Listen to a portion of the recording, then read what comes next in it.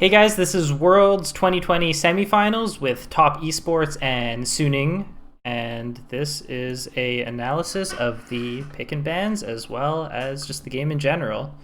I have not watched yet, so I'm excited to see how the games play out. I am aware of who ends up winning. So let's start off here. Here are the bans. So there is so the more interesting bans are, first we always look at the farming junglers, right? So Graves and Nidalee are off the table, so the main farming jungler still up is Lilia. Interestingly enough, Kindred has also been banned. I think the way Top Esports has done this is a little atypical. So they banned Kindred, which is the usual Graves counter, but then they also banned Graves. So Kindred doesn't usually see play when Graves isn't up. And if you banned Kindred, it's kind of indicative of wanting to pick Graves first, but instead they banned Kindred and Graves. Maybe we can assume that the Syndra ban changed something in Top Esports plans where no longer Graves looked like a good first pick. I'm not sure what that would be, but that's one way that we could look at this. Lucian, of course, is like a common ban. Twisted Fate is still up. I think what we've seen so far, because as Worlds progresses, as you get further in the the tournament structure, the meta changes as the teams get better, and this will happen in all esports. It's just as the tournament progresses, everyone's a stronger player, right? So I think the priority on TF has lowered a little bit, and Syndra's gone up a little bit. So Syndra's off, and then Lucian is basically the biggest ban this year at Worlds. He's also off the table, and then there's like a stylistic Camille ban. All right, so the most obvious first pick here is Lilia. Whether they go it is another question, but that's the most obvious first pick. Right now they're hovering Jhin. We'll see what they lock in, and they do go with Jhin. So in the G2 versus Damwon series, there was a lot of high priority on Jhin, but it made sense why maybe that series would see more priority on Jhin, because G2 had a lot of level 1 strategies that involved Jhin, and Jhin, Perkz was just performing well in it. It gave him a lot of agency in his role, and it fit a lot of comps that G2 likes to play. So I understood that. And also, I think a lot of Damwon's strategy was to whittle down Perkz' champion pool a little bit, give him less agency. But it seems that some of that priority has carried over into this series as well. So once again, Lilia is still up, Twisted Fate is up. Those are some common options, but let's see what they go for. Interesting. So they go for Lee Sin. So with the knowledge that Lilia is still up, Suning is happy to play Lee Sin, and I think SFM has already proved himself enough on the hero. And then Ezreal's a very flexible pick has been picked. I have mixed feelings about the hero, but it is what it is. It's going to be safe. It's very flexible.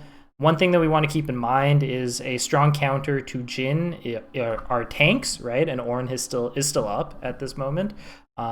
Bin has shown a lot of proficiency for carries, though, so I understand if maybe Suning's not jumping at it. And now we're probably going to see comps actually start to form a little bit. And Top, very interestingly, have taken Sett and Orianna. So because Lee Sin was shown by Suning, you don't have to commit to picking Lilia, right?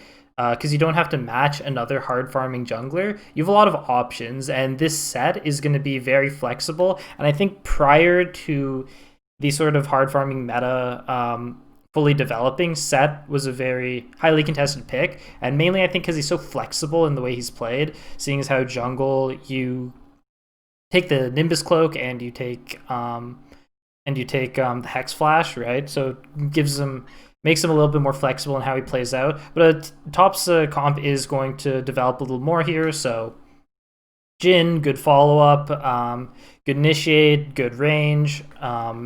Orianna can be played is very flexible in how she's able to be played. Will basically confirm mid lane priority since the Syndra is banned. And Set, once again, very flexible, but better as like a counter initiator than actually an initiator in himself. So not too much of their hand has been shown so far. Two pretty flexible drafts. I think when you're in best of fives, game one is definitely more standard pick ban, more flexible drafts. The series itself hasn't developed very much yet, so it's pretty common. And then we're going to see Azir. Okay, so I don't think Azir is actually the most flexible hero. Suning have sort of committed now to mid-scaler that won't get bullied too hard by Ori, but still definitely loses lane. And Azir is best when he's fighting Initiate and peeling for himself, and also when he's not outranged and he can just fight with against like two ball comps. So at this point, Suning shouldn't be worried about Initiate champions at all, and should be more worried about being outranged. I don't know what heroes that aren't AD top would be willing to play that would be among those. Maybe Jace right now is looking good for top. Thresh ban is pretty reasonable. Gives safety bottom. Still plays at the tempo top Esports wants to. It's mainly like Thresh can play very flexibly, but he's best as like sort of like a siege hero. Leona is banned by top. Leona does not fit the sort of comp that Suning is playing, but Leona has shown to be very strong this Worlds. I don't think it's particularly scary based on what top is drafted so far. Set plays nicely into it. Ornn is banned by Suning. They were since Suning's seen it the first pick after the second rotation of bans. They definitely could have first picked it. It would have looked okay here. It would have committed Suning to basically 3 losing lanes. It seems at this point that Suning's probably going to play towards top side, seeing the Ezreal pick come through, and the fact that Lee Sin has been drafted, and now they've banned Ornn, and they weren't willing to pick Ornn earlier, despite the fact that a Jhin pick had come through. So it's definitely going to be looking for some sort of priority top lane. I don't know if they're going to just pick like a Renekton here, or if they're going to leave it for last counter pick, and we'll have to just see, right? Could be like a last pick Jax, could just be a Renekton right now. We'll see what they want to do. Okay, so you see Rakan with Ezreal sometimes, because Rakan's not a great laner, and neither is Ezreal, but Ezreal plays out very safely, so it's easier to get bad laning ADs picked when you pick Ezreal, because he lanes so safely. And it will give more... It will change up what Suning's comp's able to do, because it's a lot of initiate. Doesn't really fit the tempo right now of what Suning's comp wants to do. It's always hard for me to characterize how Lee Sin plays games out. He's really just there for early game, and he's not like a very great initiator. But he also doesn't have to hard commit to initiates a lot of the time. So Rakan, despite not hitting the same tempo, is going to be very good. I think both teams honestly should be looking for additional range, because there's just so much. There's like the initiate won't be that strong out of either team so far. So there is the Jace pick that we talked about, looked kind of juicy for top esports at this point. And counterpicking Jace isn't that easy. You know, you can go for like an Ornn, or not an Ornn, I'm sorry. You can go for like a Malphite or something. But at this point, I think Suning wants to play around top. I think Camille would actually be great here. It's just unfortunately banned. But even Camille doesn't really fit the tempo of what Suning wanted to play. Maybe Suning was supposed to blind pick Jace, but then top esports comp honestly probably fit Malphite too well. It's really hard to say what was supposed to happen. But anywho, right now, top esports is locked into their comp. They drafted a little extra range because it's not going to be very easy to engage on Suning's comp. Orianna's main ball carrier is going to probably be Pantheon in this game. And they now do have a fair amount of engage. Despite Jace being a poke hero, he does give extra engagement tools to your team through his ease movement speed. And now Suning is their last pick. It's a top lane pick. And I don't know. They need to play through top lane with the carry, and I don't know how much... if they draft too much Initiate, Azir's gonna have an awkward time playing this game. Azir will just be like playing catch up and trying to play front to back with the engagement heroes on his team. And if that is the case, then Rakan probably needs to rush a Shurelya's, which isn't too bad because there aren't great Mikhail options this game. It's just Pantheon stun. But we'll see what they feel. Okay, very interesting. So Wukong is decent into Jace. That's gonna be a very good 2v2 for Wukong and Lee Sin. So the idea is they're gonna want to jump on Jace before Sed reveals himself with Hex Flash. That's how the 2v2 would look like. It's gonna be trying to burst down Jace in time. Jace kind of just beats everything. But when you draft sort of heroes that go in, they offer really solid 2v2 options because you can just jump in on the Jace. So Suning's comp is a lot more, has rounded out into a lot more engage heavy, going in with the Wukong ult and the Rakan ult. Azir is going to be the odd man out, having trouble getting in on that. So yeah, I definitely think that Rakan should be looking for a Shurelya's this game. As for top, they have got some nice outrange. They have a nice outrange option on the Jace, but it's going to be hard for Jace to get into a good spot in the. It's going to be hard for him to get in a good spot in the early game here, just because of the 2v2. It's pretty interesting how this game has played out. Trying to figure out whose comp I like better. I think both teams actually have really nice options to play through the game. So if we look at just normal priority, there's going to be priority bottom for top, and there is going to be priority mid, but Lee Sin is going to be a more proactive skirmisher, assuming that Set isn't there with the counter gang. Set will be really strong when it comes to counter gangs. And Jace isn't going to have as much pressure as he usually does, because that's going to be a tough 2v2, and Suning has fully shown their hand saying, we are playing towards top side. We have a weak side bottom draft, but still enough Initiate that Lee Sin can show up there if he wishes to. And yeah, Azir is basically the odd man out in this game. I think both teams actually have ample ways to win this game. I'm not favoring anyone's draft. Cool. Pretty flexible, open drafts. Very much a game one draft for both sides.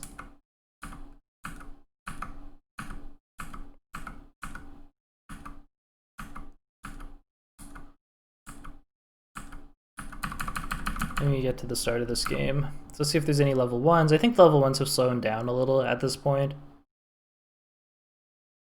We can, if we feel like, we can take a look at and see which teams have good level 1s here. Both teams actually have a very strong level 1.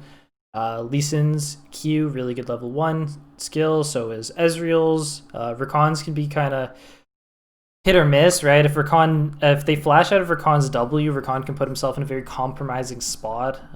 Pantheon W is a very strong level 1 tool. Jace is really good level 1 because he gets basically 2 spells, because he'll Q, switch forms, Q again.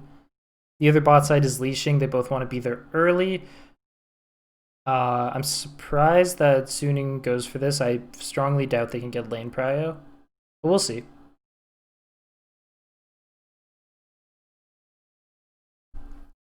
So I just want to talk about these teams a little bit.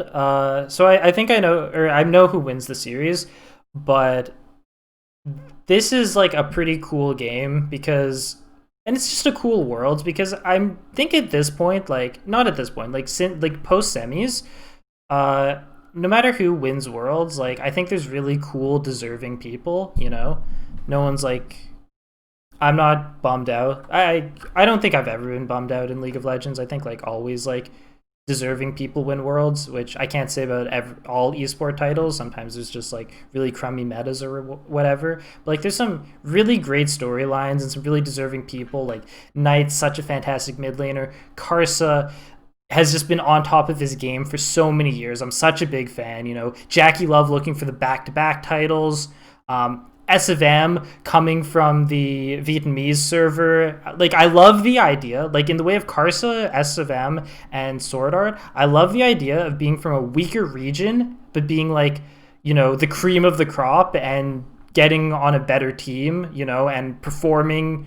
Because, like, I don't know, like, I'll all the time advocate for players in weaker regions, and, like, my philosophy is sort of like, well, if this player was just a different, you know, if they just had a different nationality, then they would be considered a top player as well, you know? And I always felt that way about, like, Karsa, Sword Art, right? You know, they just happen to be on the Southeast server, Southeast Asian server. And, you know, and now they're on a more you know, now they're in China, which is a more competitive server, and look at how far they've made it. That's incredible, right? They really were great players, just held back by a smaller player base, or, you know, cultural differences or whatever. And then of course there's the story of Huan Feng, right, which is just like such a dream story, right? Coming from like poverty, so cool. Really great stories. I haven't really watched level one at all. I've just been sort of talking here. But right now, Karsa is in the bot side, and that is where we expect him to be, based on how the sides seemed like they'd play out on the draft screen. Of course, Rakan and Ezreal are going to be rather slippery and hard for Set to kill. If anything, Set's probably going to want to look for counter ganks on Lee Sin and just hope he has a really good read on where Lee Sin ganks. So as far as player performance goes, I would watch for Angel. I think Angel played a lot of games, so I didn't watch very much Suning outside of Worlds. Like, I had watched a lot of Top, I'd watched a lot of JDG, I'd watched a lot of FPX, a little bit of IG, and not very much Suning. So I really only have a read on them from group stage and quarters. And from what I've seen of Angel so far, is he's a very good player, but he has choked a lot of crucial moments. So I definitely am going to have my eyes on him.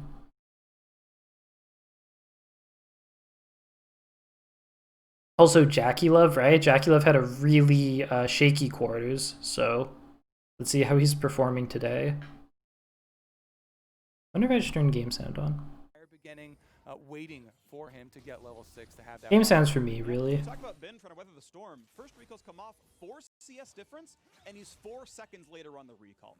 Basically splits the lane equally. What storm freak? It's just a cool. So these lanes are playing as we would expect them. It's basically prio across the board for top, and it's just a matter of if Jace can live ganks, and Suning trying to guess where Karsa is.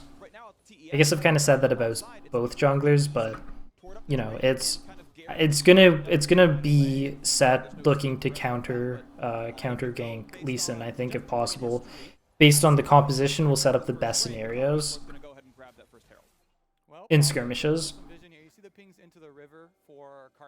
Jace is really so Jace like lacks some mobility, but he's really great at when someone's already shown themselves. He hex flashes or regular flashes over the wall, and then, like, you know, bonks the aggressor into like a creep or his teammate, right? And that'll like set up really nicely with the way Top's champions play. Good pickup there, manages to grab the scuttle right in time. Karsa gonna walk in and start fighting the Drake anyway. And even though his presence may be known, the timing is too off for Suning.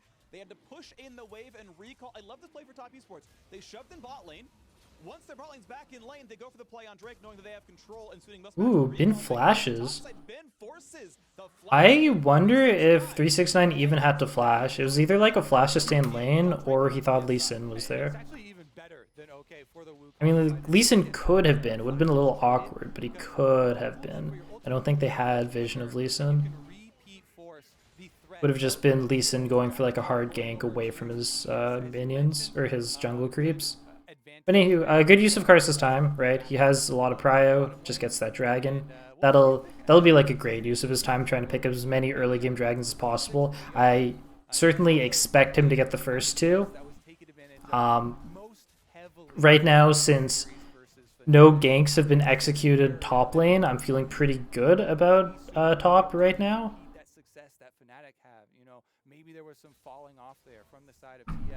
We can also talk like a little bit about scaling if you guys want. There's like a lot of scaling.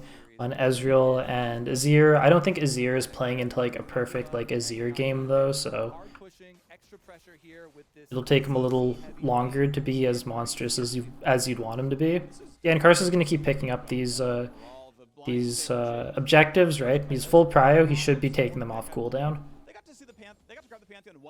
Yuanja looking for a mid gank of some sort, maybe roaming up to see if he needed to help with Rift. Okay, very interesting. SFM doesn't contest Rift and he just goes for the gank top while it's pushed up, right? They've been looking for this the whole game. It may not seem like it, but that's what they've been looking for the whole game.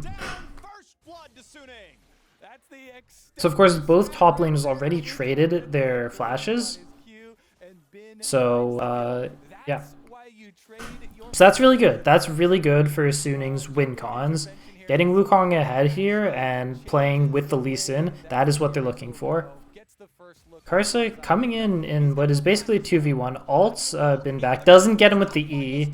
Bin dodges it. Oh, it looks like they get him anyways, though. That actually looked like a... I thought the gank wasn't going to work, but it was actually really easy. Good call on Karsa. I don't know, it doesn't look that good to me, but he gets like the flash. Even though the E doesn't land, he's just able to catch up, beat him up with red buff. Wukong doesn't have boots yet. Yeah, it works, no problem. Oh wow. I guess they'll replay it. That was really weird. They try and dive. We're gonna have to take a look at why they went for that dive, Freak, because both junglers on top side, the kills on that counter. Very interesting. So mid's dead even in CS. I think you'd expect Ori to maybe have like a very slight advantage. Super good job on Angel. I guess that also depends on who you ask though. So Pantheon 6 is in and they don't quite get JackeyLove. Let's try and figure out why they don't. It's just Ezreal probably lacking damage at this stage in the game. Yeah, he combos well. He's not missing his Qs. He's autoing well. Yep, Huanfeng plays it perfectly. It's just... like maybe he should ult early, right? Maybe that's the issue. Like ult on top of the W, but he still has flash up. Or like JackeyLove still has flash up. Yeah, I don't think they play it wrong. I just don't think Ezreal has the damage, right? So Ezreal doesn't start with very much damage. A, he's a scaling hero, and B, he's a Manamune building hero, so he opens up with a tier. Speaking of Manamune, Jace isn't going for the Manamune build this game, which is yeah, that dive just failed by itself. I mean, Sword was dead before was even you know, rough stuff here for Suning, but that is so Suning doesn't have as great scaling options. Or sorry, top doesn't have as great scaling options this game. And maybe 369 feels like he has to push the tempo a little bit.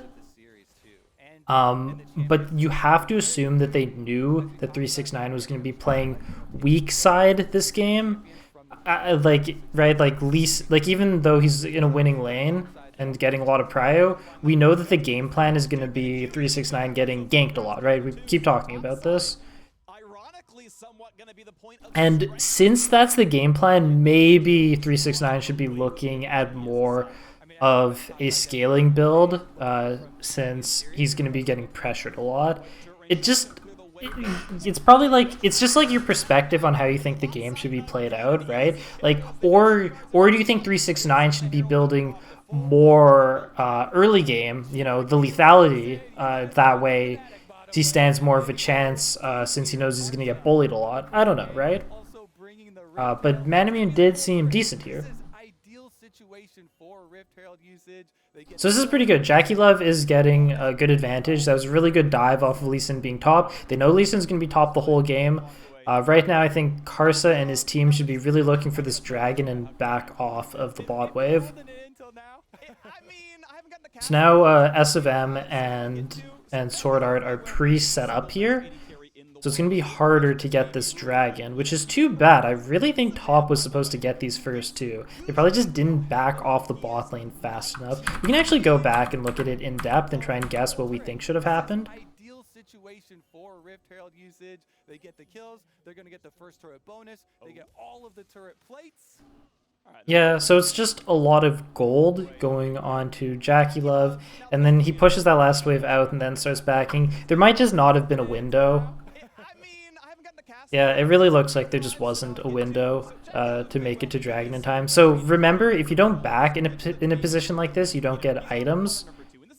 So you don't get to use the advantage that you just got off of your kills. Ezreal's in a pretty bad spot. You can argue that maybe they should have just stayed. Tough call. It's arguable that Jackie Love should have just stayed because Pantheon's gonna jump in anyways. Wait, they get it I was talking so much about how I thought they weren't gonna get it, and then they get it. Sometimes I don't focus. I can't like process what's happening on screen because I'm like talking to you guys. But Suning actually doesn't get it in time, so everything works out. Cool. I was worried with pre-setup that Suning was gonna get it, but Ori's in middle and keeps pressure over Azir, so Azir doesn't get to set up. And yeah, and then Karsa makes it on time, and cool. They get the first 2 dragons. Everything goes as planned. This is exactly what they want because they're the ones with incredible playmaking potential on AD carry support. Maybe it was obvious they were gonna make it back in time. I'm not sure. I guess like Lee Sin. I don't know. Coming in and the long range follow-up of Jin W snares Okay, so we're just showing us what happened here. Hex flashes, so he gets here real fast. Doesn't blow anything yet. Can E into creeps right now. Looks for sword art. Maybe should just look for the creeps. Doesn't really matter. Does it still stun him into the creep? No, it doesn't. So Huanfeng did a flash, and he's basically just like, I'm dead. Probably right. Beautiful stuff right now. So a nearly 2,000 gold lead puts top Esports ahead, plus the 2 Drakes. Heavily favored so far in this one. SFM still playing towards topside. Both teams have picked their side, and they are playing to it. Suning's a little bit of gold behind. It's not too concerning. They do have nice scaling options.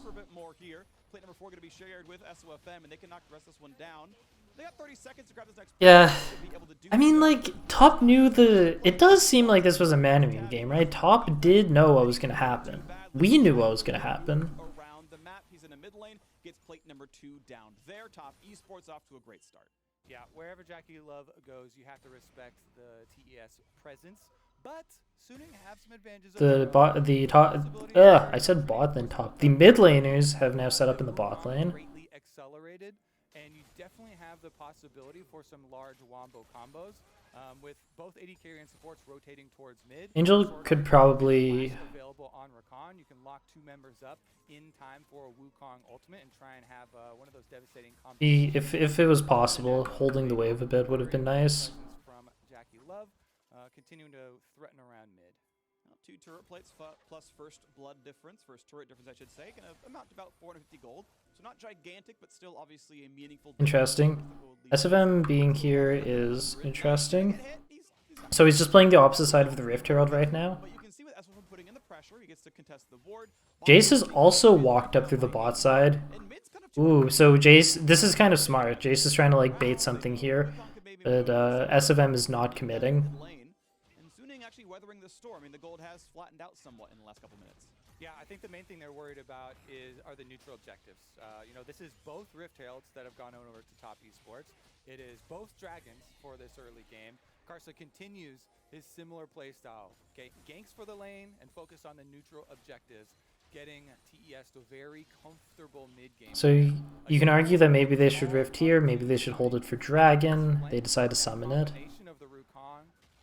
The Rakan and the Wukong. Yeah, I like it. I don't think they get it. Is the power that they do have that they can't. One more? Okay. The shot comes through. Second turret goes down. So top Esports add 500 more gold to the coffers, and suddenly the play space opens up quite a bit as there's a lot of jungle you can now own. I just meant like I didn't think the Rift Herald charge would get it, but they walked up and did it. They knew. It's all good. Ooh, okay. So SFM is still hanging around in the bot side jungle here. Sword Art goes in, finds a nice pick here onto Jackie Love. It feels like it should be a kill, but they don't get him. This is probably a good... Okay, so this is going to be a great example of something that I was trying to explain on a pick screen, right? A lot of hard initiate heroes that want to run forward on Suning's comp, and Azir feels terrible trying to back up plays like this. So Azir has plenty of damage right here. He's got his Lost Chapter, and he has his Gnasher's Tooth. Let's see what happens when he tries to follow up a Rakan and a Lee Sin.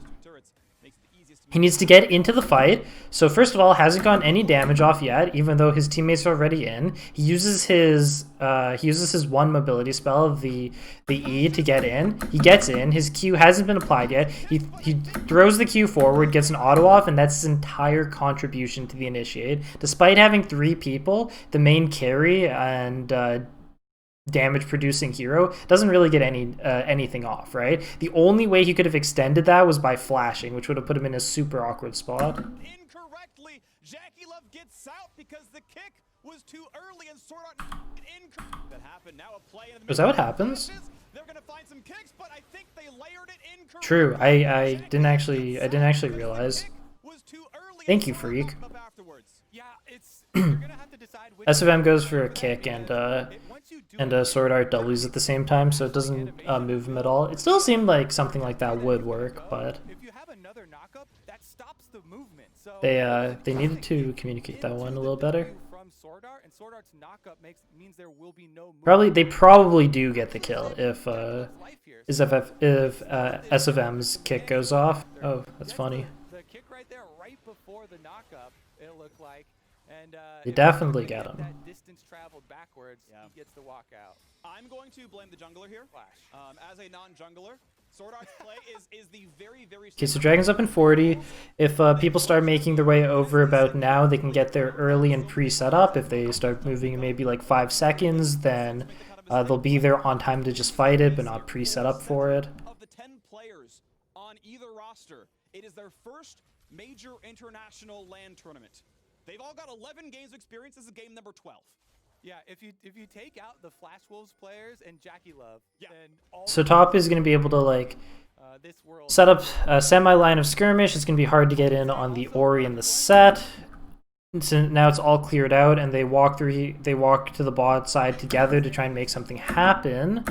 Azir is very tough to initiate on, something else we've talked about on the pick screen, but it does look like they should be able to get Angel here. SFM has a decent kick lined up. We'll see how this plays out. I can try and guess what'll happen. So Karsa also has like a good ult setup. Maybe SFM's able to avoid that. It looks like he won't be able to though. It seems like Karsa is in a really good spot. It'll just be a matter of if they can kill Knight maybe before Karsa gets the ult E off. But with Bin coming up, Bin is going to have an ample shot at cleaning this up. I'm gonna say that they don't kill Knight in time. Karsa gets the ult off, and probably Angel flashes it, right? Like the ult part, and then it's hard for him to land the E, and that buys enough time for Wukong to come in and clean up, maybe? Oh, he stopwatch. I didn't even notice. That messes up what I thought would happen.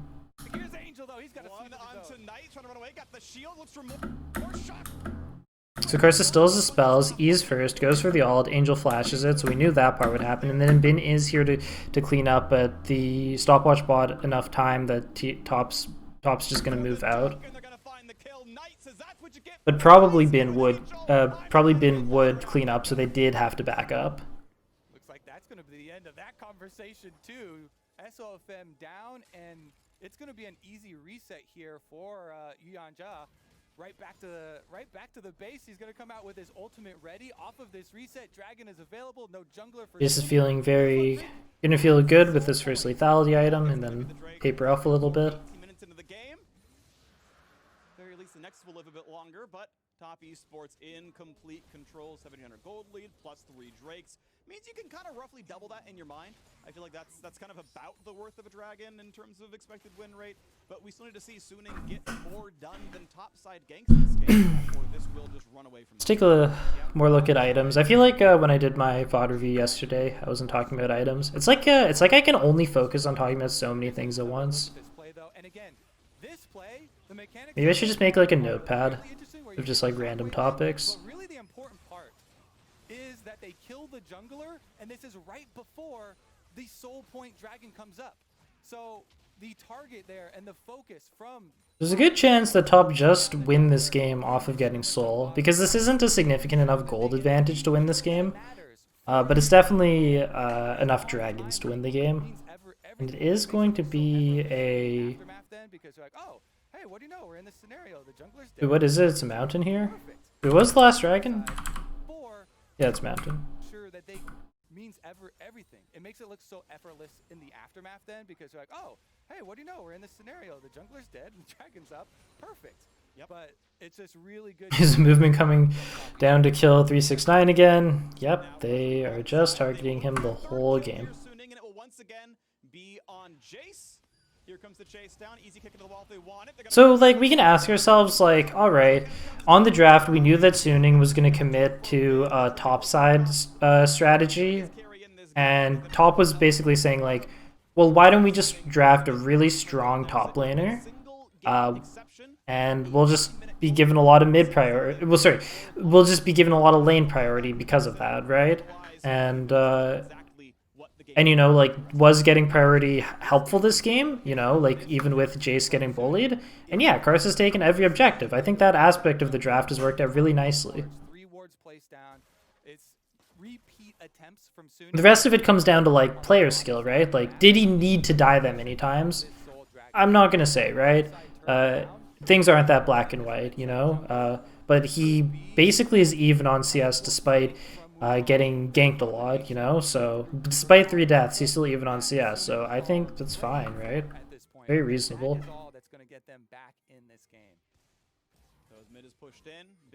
It's not easy to live Wukong and Lee Sin. Various carry lanes, 180, you can see 214, 195, but still going to be obviously quite relevant. Tiamat done for a while. Sword Art kind of hidden here. Probably red trinketed this. We know Mountain Soul is in 2 minutes and 20 Ooh, here comes a Hex Flash. Gets out. Bin's gonna get out. Smite goes onto the clone. Ooh, it's close. Not gonna get into range easily enough. Not gonna burn much. Of course, doesn't have flash, so walks away.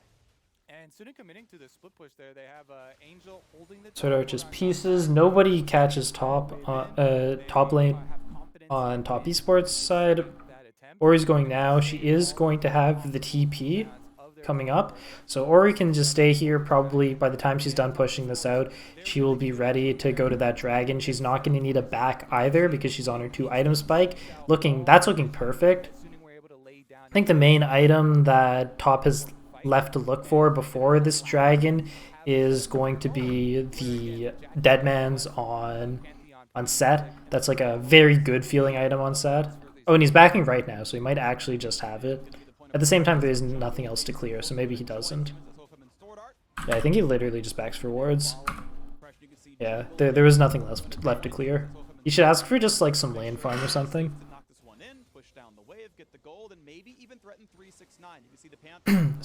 Suning pushes up bottom hard, but SFM's already backed off. So whatever happens here, Suning is going to have to try and hit their spikes. Wait, is my stream lagging? Okay, I mean the VOD will be okay. That's too bad though. Yeah, it is. It's lagging really, really badly. Too bad. Yeah, what the hell? So we have to think about how Suning is going to try and win this next fight because it's very important that they do. Azir needs to have 2 items, but he's not going to get it in time, which is really a shame because he's going to miss his window to be strong for this dragon fight. Wukong is going to be perfectly positioned. He did get a lot of help. So Wukong's going to need to try and, if he can find some sort of flank, maybe use the movement speed off teleport. If he can find some way onto the backline and avoid, mainly I think Karsa is most scary for Wukong. Let's see how this happens. So Sword Art is hiding in the brush here. Bin goes forward, goes off the creeps. So he kills a creep, so he gets the phase proc from Triforce. SFM goes in, Angel's over the wall, so he's pre-set up where he needs to be, right? He doesn't have to overextend. to get his damage off, but they're not able to get much more. And you have to assume that if Suning went any further in here, whatever member goes in would just die, right? This is going to be a ball of death. Right now, Suning being spread out is going to be better for what they want to do. Angel and Huanfeng are just going to want to hold space here without getting hard initiated on. So they're going to want to watch out for Pantheon. That's what's going to scare them the most. But it's going to be very tough to initiate on just these two. 369 is also going to want to try and hit them with poke if possible. And then Suning's going to want to look for opportunities when either Karsa plays up for this dragon, and maybe when Yuan Jie, I always forget how to say his name. Yuan Jie, fuck. I got told how to say his name. I just don't remember. When Yuan Jie just walks up here, they're gonna want to try. Okay, how do I explain this? So a lot of the times your comp, you don't always draft comps that are perfectly on the same page in how they want to play. Just like I was showing with Azir, right? Jace, Orianna, and so Jace and Orianna are pretty flexible in how they play, but Set isn't like the greatest initiator, right? And like Pantheon's pretty good, but they're basically just following a Pantheon with like a lot of other spells like the Ori Ball and the Jhin ult. So the backline is pretty exposed because their only real peeling option is going to be Set, and Set's going to need to play up for the dragon, right? So just like to give you an idea, so you might say like, well, doesn't that happen to an extent every game when you have frontline initiators? Well, think about it this way, right? Maybe the initiator instead is like they're running like a Hecarim comp where they speed him with Jace and then Ori balls him, and that's their main initiate, right? Like they drafted Hecarim jungle, and then instead their support is this would make no sense to draft with Hecarim, but they have like a Janna, and Janna is just peeling for the backline, right? Then the initiates wouldn't make as much sense, even though the front line's going forward. But in this game, the main peel is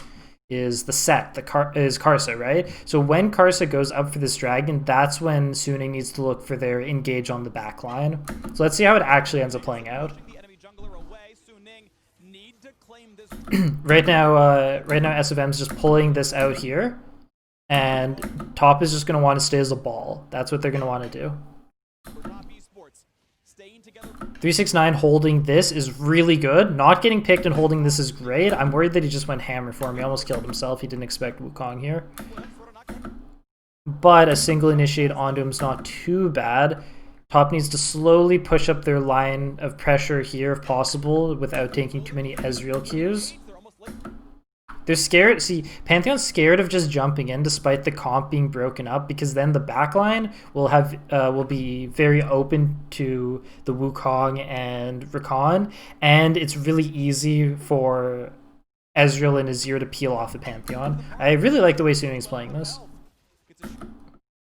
I'm glad that I'm so on, as like I have a spectator client, right? And I'm thinking I'm pausing every 2 seconds thinking this through. I'm glad like them and their coaching staff are on like a similar page to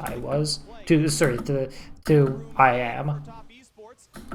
Suning is getting this down, and top is having trouble pushing up their line of skirmish. Karsa just goes for a steal and he doesn't get it, and he flashed forward for that, so now he's in an awkward spot and needs to Nimbus Cloak out. Bin ends up going for the initiate anyways, and it might work because Karsa is very low. So right now, Angel's going to want to look to stop people from walking up by placing his ball here. I think he actually has a decision. He can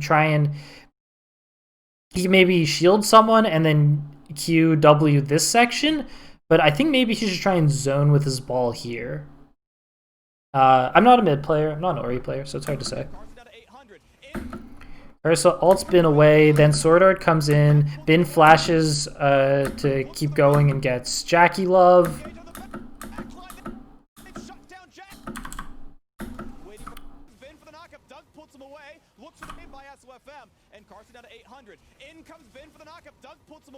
Yeah, so Knight does go forward with his ball, and I think he's supposed to zone the backline.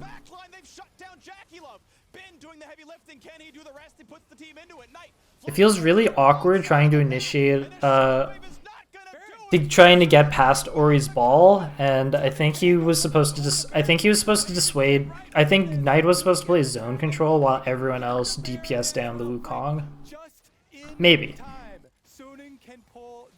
I'm really surprised that this ended up working out. Azir was on a very bad spike. Suning's only had one comeback win so far at Worlds 2020. Pretty cool, pretty cool. Wukong was on a really excellent item spike though, and Bin played it very well. Bin and Sword Art. As I said, I love the way they played it. They were hyper aware of what they needed to do to win that fight. Your past does not have to determine your future, freak.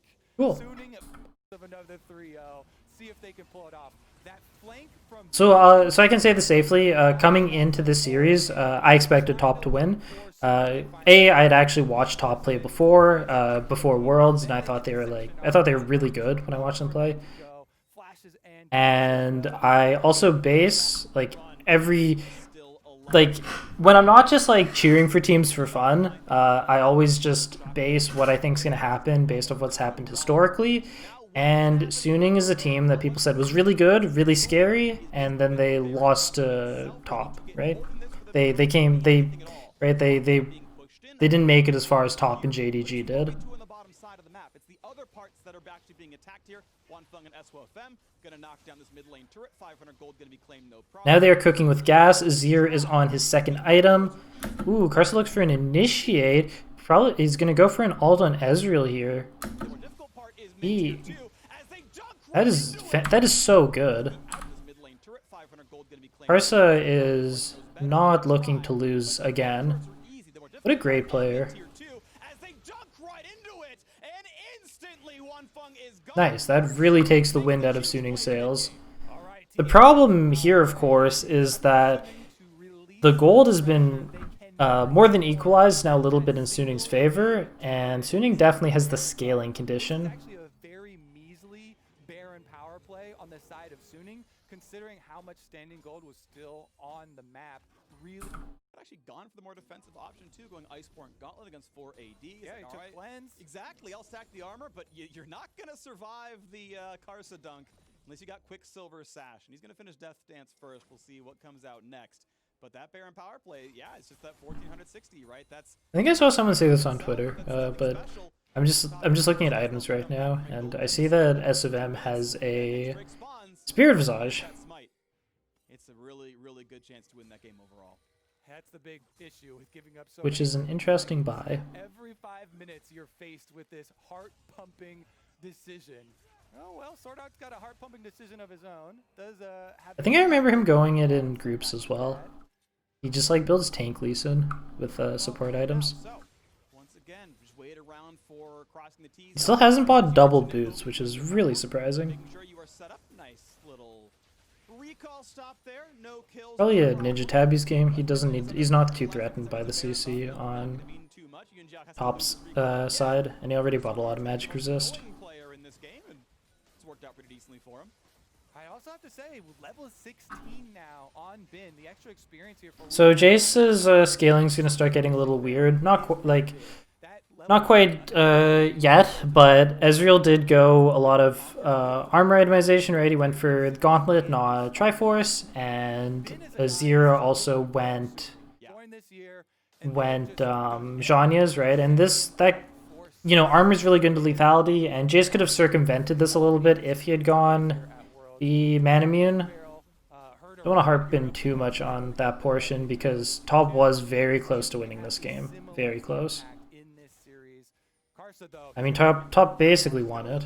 Yet again finds a single stun, and it's not going to be a team kill. He's not going to knock down his old teammates. Hopefully, Top can just flip a dragon now. Save that cooldown for the all-important Drake fight. And SOFM, he's so sad. There was a ward right there. But Ezreal's Siege and Azir's Siege as well, but not Ezreal's poke. Azir's Siege is going to be very tough to deal with. Ooh. Let's catch on to Sword Art. Oh, he doesn't die? Wow. I mean, I didn't really need to rewind here. I'm just surprised he lived.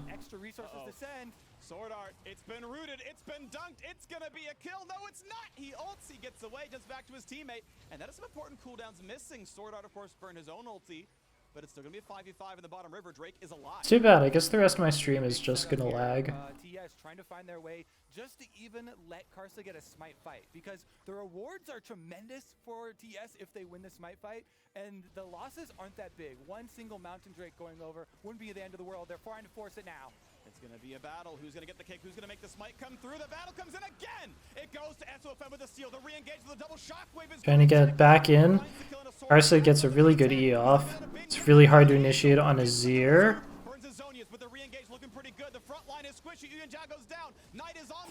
Yeah, the problem is Top's comp can be just leaves the backline so exposed when they go in. It's just so open to Wukong. So there's certain heroes that I think are really, really good against comps that are like mismatched in the direction they try and play in, right? And it's not necessarily wrong to draft comps where like the champions don't all have perfect synergy, right? Because you have different goals and there's different variables when you're drafting a comp. But there's certain heroes that are really good against comps that leave their backline exposed, with comps that have relatively low peel while the front line goes in, and Wukong is really good into comps like that, just going for the back line and sort of ducking around the front line. Aatrox is really good at that. I consider Kali really good at that, just like sort of putting a shroud down and being slippery and getting around the back line. So really good draft. I actually kind of love that Wukong pickup. It was really good for the 2v2 they wanted to apply to Jace with, you know, how Wukong and Lee Sin fighting 2v2 top is really good for that strategy, being able to jump in on Jace and kill him before they were too worried about set. And it was really good for the style of comp that Suning ran, where it was hard, where the only real big peel was set, and set had other things to worry about. Karsa actually played a stellar game. Probably wasn't worth it flashing in and Eing in that last fight there. Even though it looked good, it probably he needed to be on Wukong duty. Okay, let's check out the pick ban. Suning is blue side, Top Esports is red side. Some similar bans, just with the side switched around. So Camille is still banned. People are pretty scared of Bin giving them the old Omni Stone Camille with Ignite. As a Camille player, I'm going to say don't try it at home. Lucian being banned on blue side, you usually don't see that, but I don't know what to say. If Suning's not feeling it, they're not feeling it. But you usually always see it banned on red side, because it's pretty much the most contested pick of Worlds. And once again, 2 farming junglers are up. Lily is still up if anyone's feeling her. And this time, Caitlyn wasn't banned last game, was she? I don't remember. I don't think she was. Okay, so once again, the obvious pick is Lilia, but we have to think about what happened last game, what we want to try and avoid happening again. And they did a topside strategy. Wukong hit our comp too hard. I don't think there was any one portion that was too hard to deal with. We just can't let that scenario happen again. So they can do a similar draft if they want, right, with the Jhin, and they do. Right. So like Jhin is just like hotly contested. So Suning go for the Jhin first pick. And now Top is basically so this is the same draft but for different teams right now. Very interesting. So the Jhin comes out, and then Ezreal, I talked about this all last game because all the exact same picks just for the different teams. Let's see what the response is. Zoe. So I've talked about Zoe a little bit. I think Zoe has hit so many spots at Worlds where it's really good into the opponent's draft and people haven't picked it. And for a long time, I thought it was because people were too scared to blind Zoe into certain champions, maybe like Orianna. But then everyone showed that they don't mind it, so I was really surprised that it didn't get picked up earlier. But I don't think Zoe's hitting anything particularly hard this game.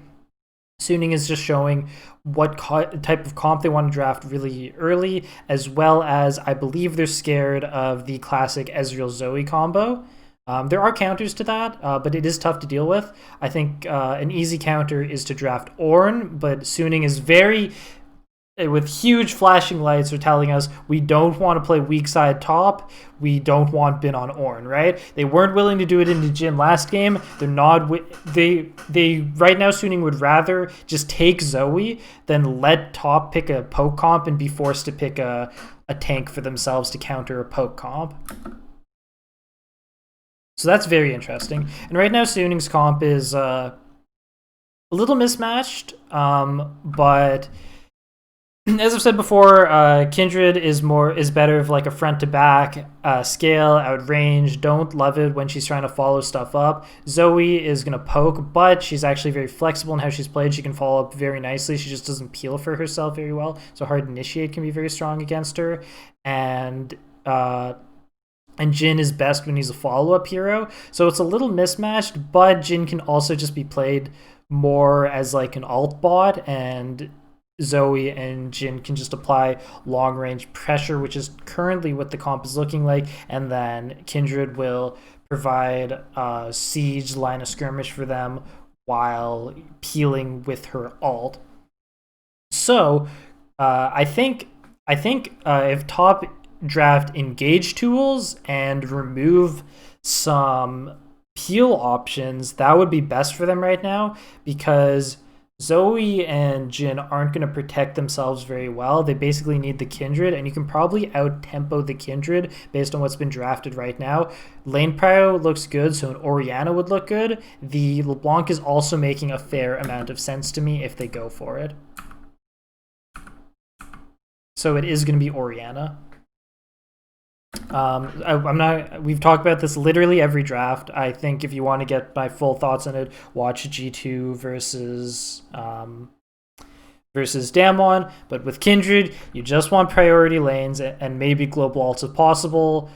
Top Esports have confirmed priority by drafting the Ori, and Suning have confirmed priority because top has drafted Ezreal bottom. So now Suning is going to want to try and get top priority, A, because they want to play strong side top with Bin, which is what they're signaling to us, and B, because they're going to want at least 2 priority lanes to deal with top Esports.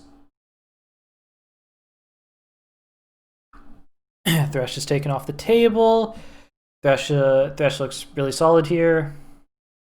People like banning Yuumi with Ezreal, so you can't go like a scaling as Yuumi comp. Pantheon is taken off the table, who would help Kindred out a lot, and Suning is already going to have lane prio with the Jin. And then Vlad is banned by Suning, which signals that they're interested in picking Ornn or baiting their opponent in picking Ornn. Because Vlad does not...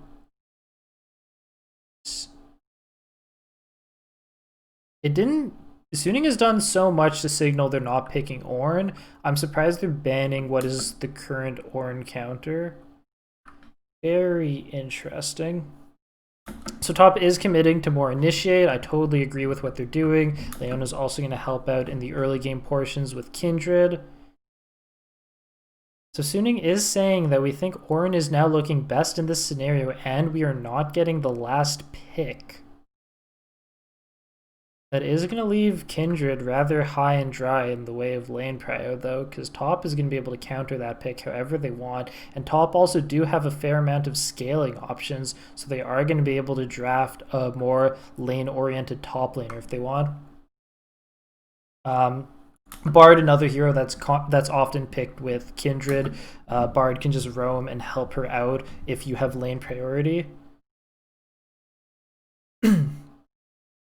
So gameplay is kind of like a lane nullifier. I think they could have gone way harder with the lane, with like a laning hero if they wanted. But Gangplank is going to just scale up versus Ornn. I think Gangplank is going to be a little awkward to play this game. He's not going to have great ways to get damage onto Jin, and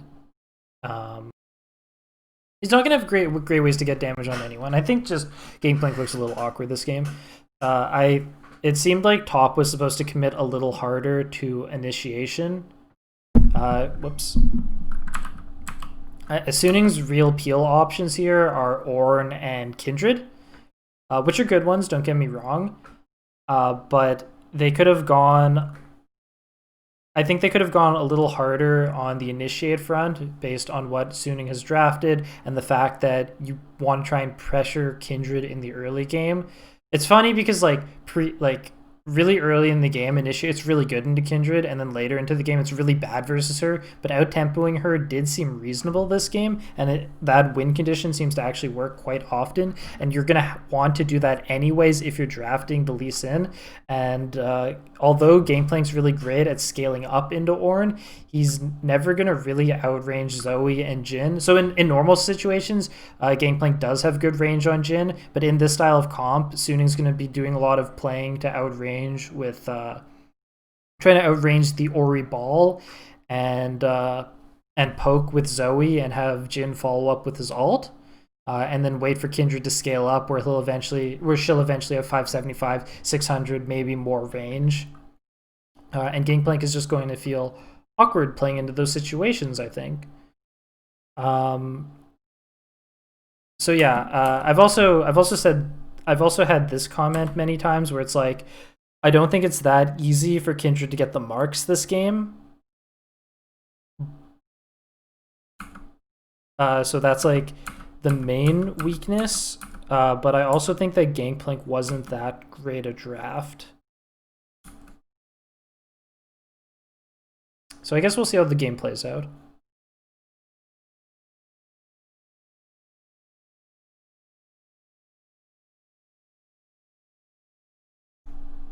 Journey rewards Suning with a deep ward and nothing more. Counter ward on bottom side though. This is your standard reaction. Any at first. No, it's not sure what Sword Art and everyone else were up to, but now they're spotted as they go for leashing, and it's going to be okay. Karsa can walk up and take his red buff here. 369, of course, spots bin. Vlad was probably a little better this game than Gangplank, so the Vlad ban did definitely end up making sense. I'm just surprised that Suning eventually did resign and just go with Ornn top. Seemed like they were so so against it. Yeah, that's why we're seeing the engage. Yep. Exhaust already burned on Ejaculates. We can't auto quite as hard. They're gonna hit him back a little bit. So you definitely lose a little lane presence by drafting the Bard here in an attempt to help out Kindred, but if you lose lane prio to unlock Bard's roams, it's not that helpful.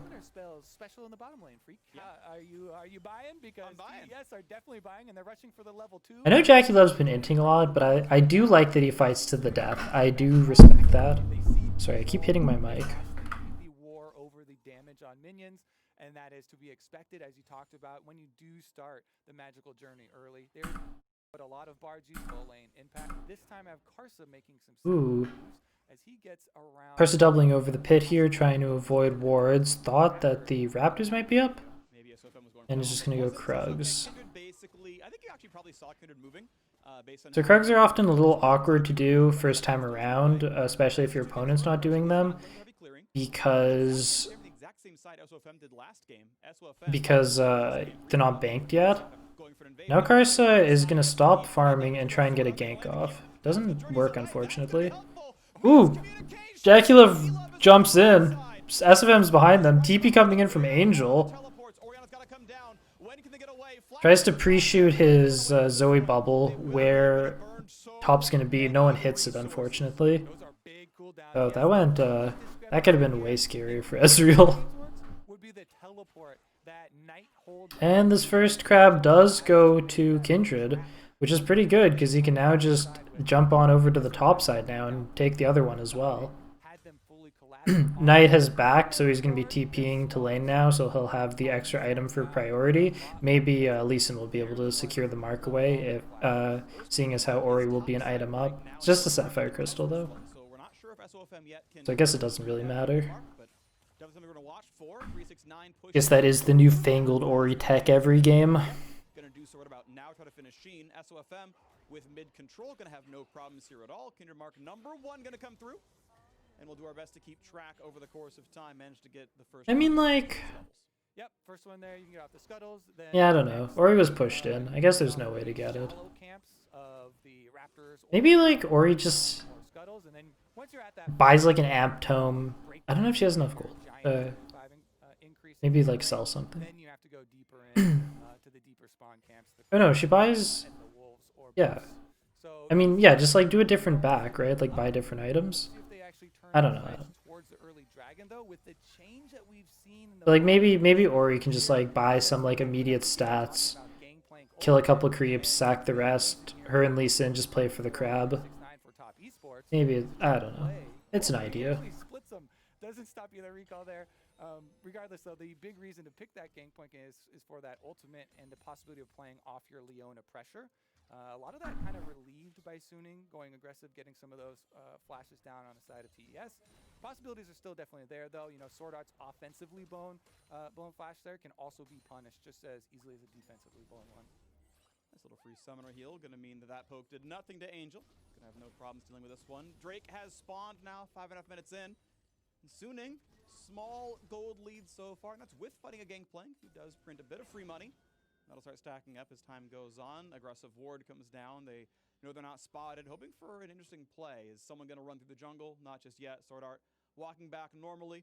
Swifty's rush comes through for Huanfeng. No surprise there. Jackie Love Not finding anything there. Building the pickaxe, half of Manamune. I think tier by itself is actually a really They had a really bad read on SFM there. Mid lane's less volatile. Plus, especially if you are trying to play off of, you know, this possibility of bottom side plays, you'd rather have that, you know, upfront damage right now. It is about to be level 6. There you go, 4369. And he even took the extra. Now they see him. No one wants to commit to the dragon yet because no one wants to slow down their item spikes. For that bottom side play.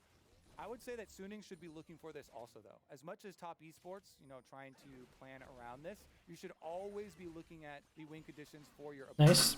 Karsa gets the big Wraith before Kindred gets the mark off of it. But now Karsa's going to be a little starved on jungle farm because SFM's doing top esports top side. And Karsa didn't really do anything in the bot side. Oh, and he looks for a gank instead. Doesn't get anything quite. It's flash. First gank results in a summoner spell going away. As now SOFM shows in the mid lane, Knight hastes and walks out. Not going to burn too much to deal damage to him. Exhaust also used here for Sword Art. So again, we're stacking up these cooldowns that are some posturing around Dragon now. I'm kind of waiting. SFM did hit 6. Karsa's still on the 5. Does he get off Scuttle? I don't think so. No. See if we get the reset off here first to try and buy. Nice. That's rough. The recall stop, and of course they know exactly where he is because you can tell that connected. It looks a little bit different, so he knows what's going on down. Kindred is getting way more pressure than I would assume. I think there was some weirdness where Knight needed to play with Karsa more. I think they needed to figure something out because SFM is having too good an early game right now. You can ult somewhere else and play around that Leona and have that happen somewhere else. So waiting for that top esports player on bottom side. You know, I was talking so much about how the champions play with each other. I didn't talk about something pretty crucial in the draft phase. You basically only ever see Kindred as a counter to Graves. It's really atypical that we're seeing her picked into Lee Sin. It's really scary playing Kindred early game into Lee Sin. Like, so scary that I wouldn't recommend it. If Top had chosen a different top lane champion, I'm not sure who. I don't want to say Renekton. I want someone with more punch, more initiate. But that ward is going to spot the fact that they know it was at least. I'm not really sure who I think it should have been. I'd need a champion list, but if they had drafted something like that, I probably would have just said top esports. I would have given top esports the draft. Just said I straight up like the draft better. So they're going to actually start off the Rift Trail, but the ward still is there and Sword Art's coming. So Suning not giving away that they know. That's one of the biggest things. You don't want to use your movements too early to alert them. 4K health, gonna go for the engage now. The ulti is alive for SOFM. Q, I believe, didn't land, so he can't follow regardless. Takes the ignite, walks away, still playing for this fight though. Smite is up for Karsa, is up for SOFM, but he's not gonna contest. So, he's gonna pop the eye, gonna burn the Smite, land the Q, and... Cool. I definitely think top should be more on top of these objectives with Lee Sin and Orianna in the early game. Kindred is not supposed to be very strong yet. He's just got a really nice XP advantage. Not gonna try and contest there. I think it's the wiser call for them. And Jin does get the minion wave into the tower. Jackie Love actually only lost out on a couple though. He didn't lose out on too much since he had the earlier push, and Wongboy had a long pulls upgraded boots, way better than pickaxe tier. So Wonfeng, yes, with I don't like this, just like waiting for Gangplank to scale up. It's playing way too much into what Kindred wants to do. I would say it's very often just 2 plates. If you've got a winning lane, you can get more by knocking the rest of the turret down, but very frequently you're just getting that much money and right. Let's see about the top side though, because I mean, he shoved it in, but he didn't actually get a lot of damage on the turret. So I don't know if he's able to mine out enough to make that worth it, since you also get decent experience. On that side, and Jackie Love got back to the turret fairly quickly. Yeah, I mean, we knew 1 plate dropped, and I believe that was because of the support roam, but regardless, yeah, it's like 1 or 2 minions lost away on the Jackie Love side, a little bit more of attacks down here, but now we can see 369 gets demolished available, gonna pretty much get the entire plate up there, but has to dodge turret dagger, and you can see he's actually aiming at damaging Bard. Better run, he's got pings all over him. Looks like it's not going to be a time though, and Gangplank easily able to... Let's see if Bard shows on a ward so they know he reset and walked top. It's unexpected for Bard to be here because his Rift Herald's not even up. You usually only move on the Rift Herald. So you can see already Karsa and Yuanjia grouping up to get some... This is super important to get these marks. Number 2 spawns in just 2 minutes. Suning, of course, got the first one, and then SOFM, for the entirety of game 1, outsmited Karsa to claim the dragons and prevent Soul at the last kind of possible moment. Suning mounted that comeback. Drake on one side. And I think the vision setup is so important for this as well, because if you're looking at the champions, you have so much pick potential from this side with Sword Art, Bard, Ultimate ready, sticking somebody in place for easy bubbles to land, easy cards in place, is clearing a bit quicker than Karsa. Let's see if I have anything fun to say about items here. Doop de doop. Standard. Standard. Nope, I have nothing fun to say. That we're trying to spy on their own jungle. No problem at all. Sorry, Karsa, you're not going to get to fight me. I'm going to play far enough back that we're going to be safe here. This contest coming soon. 45 seconds until this Drake spawns, and that's going to be... Okay, so here we go. Another dragon is soon to spawn. Both top laners have the teleport ready. I'm not sure he can actually make that play happen just yet, but 369 hashing in now topside as he gets his items done. So there's some pretty good ward coverage that Suning has already placed. It shouldn't be too hard for Knight and Karsa to walk up and clear that. The main things that they have to worry about is poke coming out of Angel while doing so. It shouldn't be too scary in that position in the river though. SFM coming bottom to pressure top off of this. This is aggressive what top is going for. Trying to make a pick right before Dragon. Angel's already here though. Gets a really good combo off. Yeah.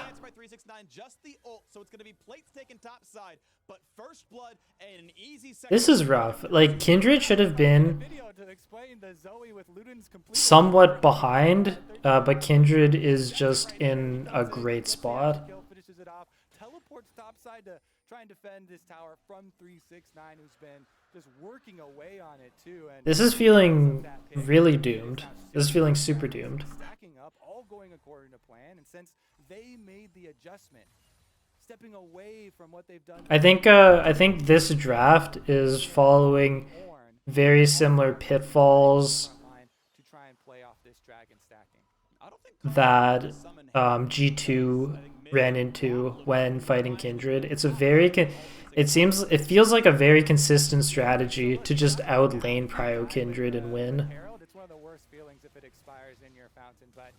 Yeah, I mean, nothing. There's not too much to say here. They just commit a lot, and Kindred ults in time, and Angel lands a good combo. Nice job there by Angel. Honestly, these Chinese players are really good at Zoe. Penetration on top of it with his Sork shoes and some more safety for Zoe's such a funny hero because so many champs in League of Legends where your impact isn't changed that much by the accuracy of your skill shots, but with Zoe, your entire strength on the roll is whether you're landing those spells or not. Minions killed and objectives completed. I still favor Suning right now, and that's pretty good because Kindred is going to outskill this Lee Sin pretty heavily. These are mostly beyond him outside of Sinnoh's Essence Reaver, halfway done through so very often. He got counterpick. He got Right now there's a Rift Herald coming up. He's going to be one of the big leaders, but it's got to happen. Suning just need to have their backline not be engaged upon. The Kindred ult isn't quite up. I hope maybe Top is aware of this. Top, on the other hand, have to try not getting picked off by the Zoe Jhin combo. We talked about this on pick screen, right? Jhin immediately follows up the Zoe combo with his own ult, right? Just to keep the pressure on, and makes getting this Rift very easy. Right, Jhin isn't going to find a ton of time to auto this game, but he'll just be following up with those ults. He just continually finds the Q hits. He finds the sleepy trouble bubbles. Now he might be a little. And Kindred's just gonna make it very tough for them to be initiated on. He does have teammates, but they're staying in fog of war. All right, so this is good, right? Top needs to be creative. They didn't get the early game advantage they needed, so got to be creative on how we make picks now. They should get Angel here. I can't imagine he lives this scenario. Gold onto Knight seems perfect. Knight is strong. Knight needs to carry this early game. I don't think him and Karsa have effectively worked together this game. They were supposed to be in the driver's seat. Too many mistakes happened from a jungle perspective. Especially since Zoe's such an annoying champion to deal with, and at the Rift with the top side, finishing up the work that one on, you're going to be happy. Is probably not going to make it break. Bot lane turrets are down. The mids have set up bottom. The top laners will not have TP in time for this next fight. They'll have to rotate if they want to participate. Gangplank's ult also has a little bit of time left on it. Yeah, I mean, SOFM also scaling really nicely here with the So Suning's just going to want to pre-set up, make it scary to walk in with the poke of Zoe. About the early stages of this game and how it's gone, considering the game. Top also benefit a lot from being pre-set up. For example, Suning's comp last game with the Wukong, being set up on the Dragon wasn't too important. A little better to be scrappy and try and pull Top's comp in different directions. That was more helpful last game. This team fight together.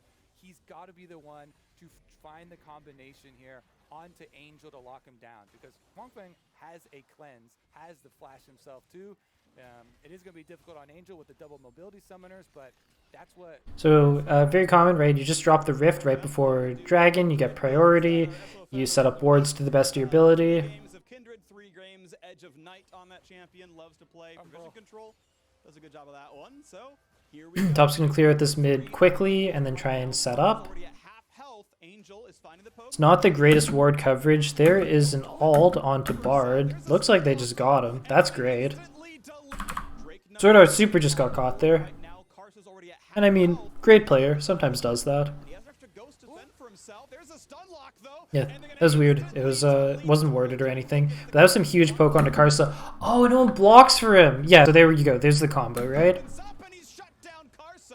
The main counter to that combo is drafting a tank.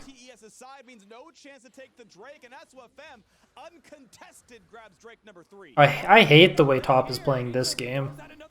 Flashes in for some damage, gets the ulti off in time. They can't kick him out. This is going to be a re-engage, a knock-up, and a kill just on a Jackula, but it's traded 1 for 1. Now the 3-on-3 continues. 369 ulti separates the squad for now. Bin left alone, but he's so tanky, he's hard to kill. Another Q is going to land the Drowsy as well. Not going to find it just yet, though.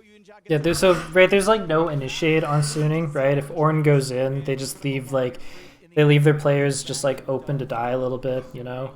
As you mentioned, soul point here now. Trying to go for the crab, definitely well worth it. But the tower's going down as well, so even with those kills, going to the side of top Esports. Yeah, I wonder if top is just tilted from last game, because last game was basically a win that they choked at the end, right? And he's deathless on Ornn, looking really good so far. And this is looking more and more like Suning headed to a 2-0 start to this best of 5. And this actually started in a dream scenario for top Esports. This is so silly letting Karsa die like this. The Ram and the Jhin ult hit him. But Angel finds the And then just like S of M just like already gets the dragon. Jumps the Ori ball, drops his ult. They keep going forward. They're just not like Suning is really just supposed to have backed already. They're not a very good initiating comp. Knight gets the kill, and yeah, it's just like a 1-for-1 where Suning pick up Jackie Love at that point. The countered ulti couldn't get back in time, went down pretty quickly, at least the critter kills away, but this is Suning favored now as we wait for Ocean Soul in 3.5. Top Esports, you mentioned the Leona engage being the way to make this one happen. So far, they haven't been quite enough in this game. Sure, he's got perfect kill participation. Sure, he's deathless. Bard ult used for vision. Yeah, didn't know if Top Esports were doing that in the fog. Shields come out, they'll stay alive. Sword Art just journeys away. He's going to be fine as he looks at his old teammate inside the jungle and says, all right, never mind. Blue handed off to Jackie Love. Yeah, I think that's a worthy cooldown to use because you don't need the Bard ultimate to come up with a big pick at this stage of the game. The game is already going in your favor, so just use it to take away the... This is looking terrible. I feel like Suning must win this game. The gold is equal enough, and Kindred's just in way too good a position, and Kindred is just way too good into like a lot of heroes here. I mean, like Kindred's not like particularly good into Ori or Ezreal, but she makes it too hard for top to get onto Jhin and Zoe. Ooh, clean. Huanfeng walks up. That's a Q. That's a ward hop. That's a flash. Into Gangplank ult, waiting over the wall for the flash, into the Leona ult, and they get him. Cool. Nice big pick means the bot laner is gone. Is Baron even on the plate though? So Karsa takes it into his own hand, and they Karsa redeeming what isn't my favorite played game from him. Cleaning out all the vision around the Baron. 23 seconds left on Huanfeng though means that there's not a lot of time to work with. It's true. And now the Ornal's going to come in mostly, it looks like, for wave clear, and that's going to be fine because the cooldown's going to be up in time. 100 seconds is all it takes to have it ready for the next... I don't know how good Leandri's is on Gangplank. I've never really crunched the numbers. But there is a lot of physical damage on Top's comp this game. All right, time to restock your wards. Time to get ready for the climactic fight of this game. Suning held on against Top Esports at Drake. Okay, so Angel doesn't go a particularly good Ornn upgrade item this game, right? I like it when you try and get like a death cap second or something when you're playing with Ornn. To play safely. The Bard ultimate on the Baron, the Ornn ultimate just to clear out the wave. They know that they don't have to roll the dice here against Top Esports, and they're just biding their time, calculating, using these to wait for the dragon. 50 seconds left on arrival. I believe the Ornn ultimate will sync. Karsa has also gone Spirit Visage Lee Sin. Maybe it's just a thing in China. And they should be able to get the setup. I think the key component that might be missing though will be the vision around this, because they do need somebody to mark Leona. If they mark Leona and they keep him from getting that big engage, they don't have to worry about too much else. Since Karsa used his flash on the mid pick on Huanfeng previously, he's not going to be the extra crazy mobility playmaker as he would be if he still had that cooldown. I want to point out Majai's comes through for Knight at 7 stacks. If he wins a fight at all, it's amazingly gold efficient. It's only mediocre right now, but he needed the power spike because this is the fight that matters. Max CDR on top lane, max CDR on the AD carry. This is really good. Top's gotten a lot of poke out. Ezreal's in a pretty strong position. This dragon's feeling pretty winnable. Vansha runs up here a little preemptively. Should be just dead. Barely lives. That was very close. But regardless of what happens here, that's a dragon. And that's what Orielt looks like when you zone with it, right? And people have to walk into it. You usually get pretty good ones. Oh wow, Jaculov just jumps in. What a psychopath. Big respect. I like him a lot. He just dies. Carson just gets him with the ult then. The way Jaculov has been playing is just so funny. I actually love him. He's my favorite player. I always say this: the goal isn't to win or lose League of Legends. The goal is to die with honor. Jaculov is the most honorable player I've ever seen. Turns into mid-tower pressure, getting a kill, plus objective 4 top esports, and critically they deny the soul. He had a buff. So yeah, that was big, right? Top needed to make something happen because that was Dragon Soul. And they do have some nice scaling options. The Ornn upgrade went on to Ludens, which isn't a very big spike. The next Ornn item spike will be big because it's going to be on Jhin with the Infedge. On that Medjai's after the consecutive plays here from top esports. 25 seconds left on the Ornn. He does have teleport once he arrives. Now top is setting up the Baron. So this is all on Angel to land something good looking. And he just dies off the spot. This is looking amazing for top. Yeah, Angel messed up. That was all in his hands to perform. I have to imagine from this point on, top win this game. I think this game was looking really bad. This is great. Kindred was super accelerated, but top has really swung this game back around. Right back to the fountain, takes away on his lane partner's stun, goes over, gets the kill. So both games were soul point. So far, it's looking like both games were soul point into a loss. That's pretty funny.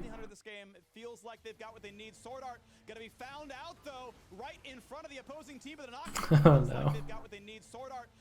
Okay, I mean, he didn't like int. It was just like, just getting caught. So very poor initiate of Suning. It's just Ornn, and it's hard for the members of Suning to follow up Ornn plays. They just don't have the capabilities, and it forces them to walk into Ori combo. Of course, Ori doesn't hit anything significant this time. You get Knight's Flash, it's not bad.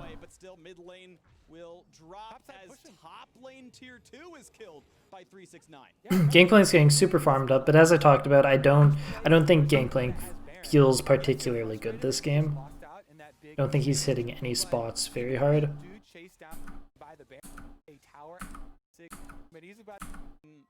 For a similar based on how much back on equal fun. Drake. And the team fights are going to look so good for the way that it's going now. For okay.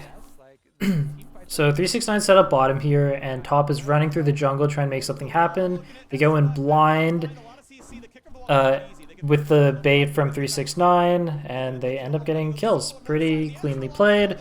They're fast on the trigger. Suning was indecisive about how they wanted to play that, and really were just putting themselves in a bad position while trying to figure out what to do. And this is probably game. 20 top esports. The LPL champions want to be the meaningful quick. Yeah, I mean from this position it's got to be over. Does this game go on a lot longer? Maybe I'm supposed to keep watching. I started like really skipping through. I love like continuously trying to make plays even when you're in a bad position, right? Like that's what the really great teams do. So this is like an unrealistic position for Gangplank to hit in, right? Everyone overextends trying to get a kill, and then Gangplank lands a combo onto Zoe, right? That's not going to happen often. When we draft, we play for spots are going to be in more likely, more often, as opposed to stuff that's unlikely to happen. Ooh, yeah, just now. If he sniped the way being handed out, you know, we had the Molten Edge down there, and so he really is commit so, and it becomes a, and he's gone the crit build. The pros of the crit in the ultimate is the big explosions. And that might be important in this fight because we're starting it yet again. Jin right behind the team. He's ready to battle this one, so it is a 5-on-5. Ultimately, Bin's or an ult. We can check out some builds here. 369 is going with like Gangplank build I haven't seen in a while. What the hell happens here? We have 95% crit chance for 369 until it becomes a steal. Not any higher. SOFM is just too far up. Yeah, like Suning can't chase people like that. Like they just don't. They don't have those capabilities. They don't have that sort of follow up in this comp. They would basically, it would basically have to be like Ornn going in.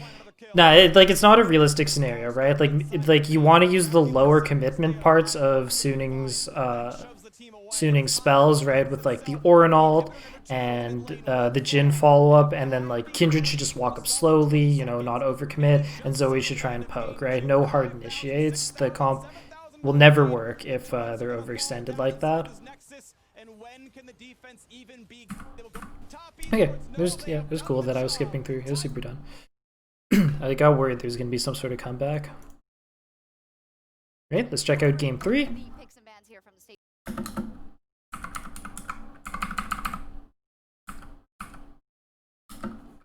Okay, so far both games have been like going really well for one team, and then at Soul Point it was just it was just a complete turnaround. So that's interesting.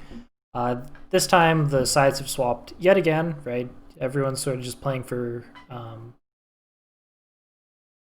guess not always playing for the same side, but a lot of teams play for blue side. Maybe not in this matchup. Maybe you want Bin to have last pick. Anywho, Camille gets banned out again.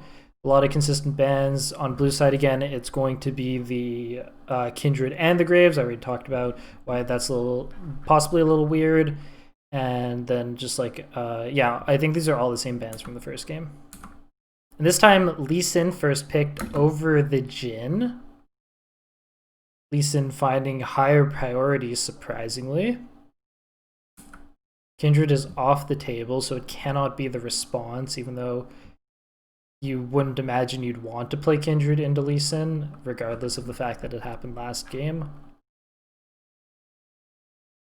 And we can definitely make things spicy if we chose Kalista, but nope, we're just going back for the Ezreal.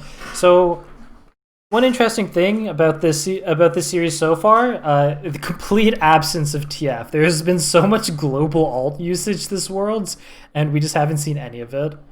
But yeah, Ori's been looking pretty good. Just you're gonna have some free prio if you get Ori. Ezreal is what he is. Comp is still very flexible, and Caitlyn is up. And if you want to try and run some sort of strategy that involves Caitlyn, you can do it now. And there we go. So that's one very, very tough to deal with bot lane in the Caitlyn and Lux. I don't know if winning... It's hard to say if the ability to win bot hard is worth drafting Lux, because Lux isn't the strongest champion of all time from the support role. You know, she does what she does. She's a very good siege champion, and her barrier does start to get quite strong. But we're basically going to have to look at the performance of Top's bot lane and say, was it worth not drafting a more traditional support?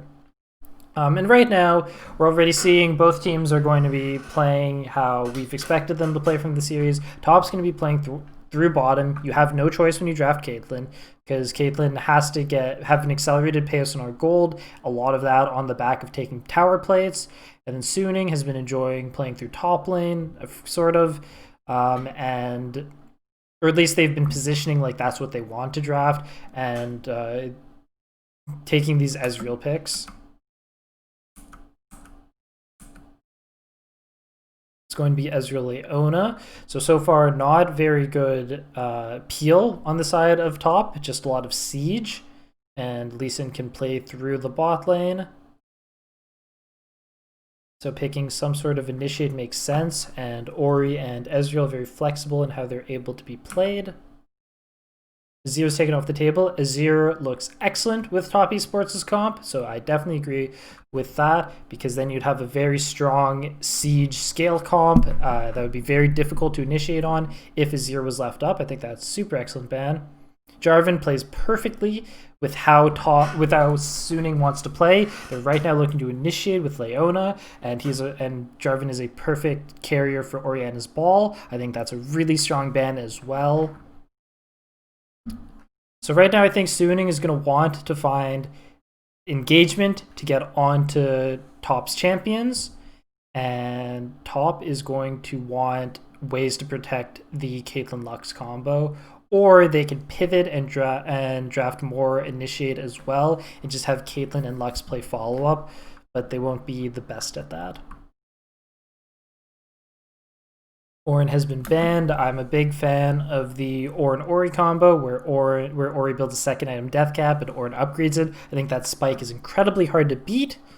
Orin looks fine here. Not good nor bad. Silas is... I don't really understand the ban. 131 is looking really strong on Top's esports side because they have a very good 3-core in the Lux and Caitlyn with Lee Sin, but they're going to have an awkward time following up Silas with what's currently been drafted, and I don't think Silas is taking any really great ults besides the Leon ult so far. Maybe that's worthwhile enough to ban Silas. Then a Shen pick who hasn't been prevalent in this series just yet comes out. Interesting. So Shen is Shen. He is a global ult that helps out early. And he can either protect someone getting initiated on, or he can follow up a frontline engager.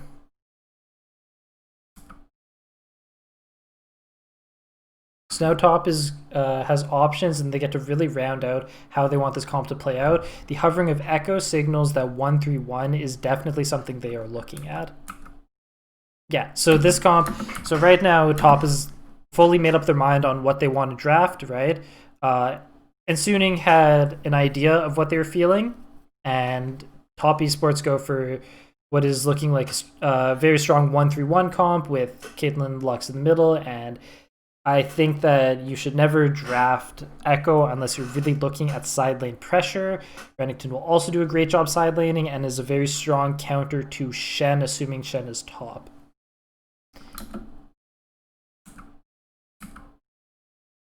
And the last pick is Jax. Okay, so the only reason why I said assuming Shen is top is because it's on Twitter that it was jungle Shen. I would have literally never guessed that otherwise. So Shen is more playable jungle when you're not fighting a heavy farmer that's going to have like a billion CS over him. And also shoutouts to Spica, you know, Suning paying their dues to North America. I see you. But yeah, Top is committed to a straight 131 comp, and they have very strong components of that. Lee Sin should be spending a lot of his time later in the game using his kick to peel for Lux and Caitlyn. And Suning had what was looking to be ways to initiate onto Top's comp. And you probably want to continue to find initiate options if they're going to be breaking up into split push. Suning's going to want to group up and initiate as hard and as fast as possible to break up those side lanes. And then Suning, with their last draft, very surprisingly go for the Jax, because you would probably expect more initiate coming out of them. With whatever jungler they choose, and there's definitely options in that regard. I mean, hell, this literally could have been like a Sejuani game, no joke. Obviously, you'd get like probably too bullied by Lee Sin, but maybe, right? It could have been. But the Jax changes up the dynamic a lot. It says that we're not willing to give up side lane pressure that much, and you're going to have a little bit of trouble with this because Shen can show up and help the Jax out if we need to. The issue is is Jax Shen trying to 2v2 Renekton Lee Sin is an absolute nightmare. If top find the 2v2, that is not a, you cannot win that 2v2 situation. That is very tough. What it does do though is it would force top to play more towards top side, which is not what they want to do. They want to be playing through the Caitlyn and getting her accelerated in plates, because like if Caitlyn's just sort of breaking even with Ezreal, the pick wasn't worth it, you know? Ezreal's gonna scale, and Caitlyn's gonna feel awkward and clunky in the mid game. And they need her to be strong for this 1-3-1 to work. So very volatile, very interesting response out of Suning. Top's comp is going to be a little tough to play because it is a 1-3-1 comp. But I think it's also going to be really hard for Suning to get this Jax into a strong position in this top lane 2v2, assuming Karsa is able to split his time around the map well enough. Honestly, super interesting drafts that have come out from both sides. Really, really interested in how this game plays out. Maybe the Lux Caitlyn's a disaster and the game is lost from the start. Maybe Jax just dies too many times off the bat and never gets ahead enough, you know? Like, there's so many ways this could play out, and a level 1 is one of them. Nothing quite happens there.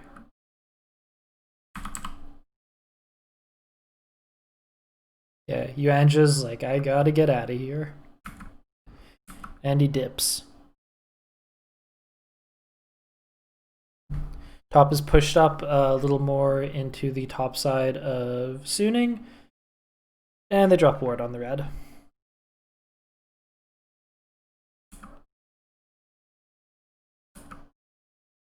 Is this the leashless blue starred Shen? Wow.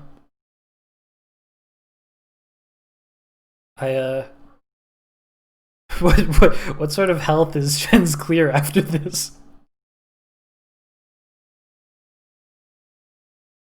So there's no reason for top esports to lose this fight bottom. They should have full push here, and unless they just make huge mistakes, they should be totally fine. Ooh, ghost and auto there by 369. Not like a ghost, but weird on the auto timer. Ooh, ghosted auto by Bin. Evan's playing a little nervous. Bennington's gone for Dorn's shield, not blade.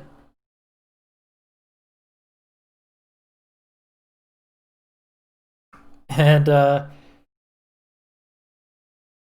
suppose, so I don't know why I said I suppose. So since top got the ward onto Suning's red, and Suning should have known that they were going to ward because all of them showed bottom. Karsa sees that Shen starts blue, and that Shen is continuing to full clear, so Karsa just takes the red. What's happening here is really interesting, though. So first of all, Bin is winning lane, much harder than he's supposed to be at this point in the game, and partially it's probably because 369 is trying to bait for Karsa to come over from the red, but SFM is just skipping his camps and running towards the red to try and help out Bin as Karsa tries to bail out 369. And unfortunately, we're now looking bottom because something's happening bottom. Jackie Love has to not die here. This is so bad. Caitlyn Lux can't die 2v2 to Leona Ezreal. That's really detrimental to what top needs to happen to win this game.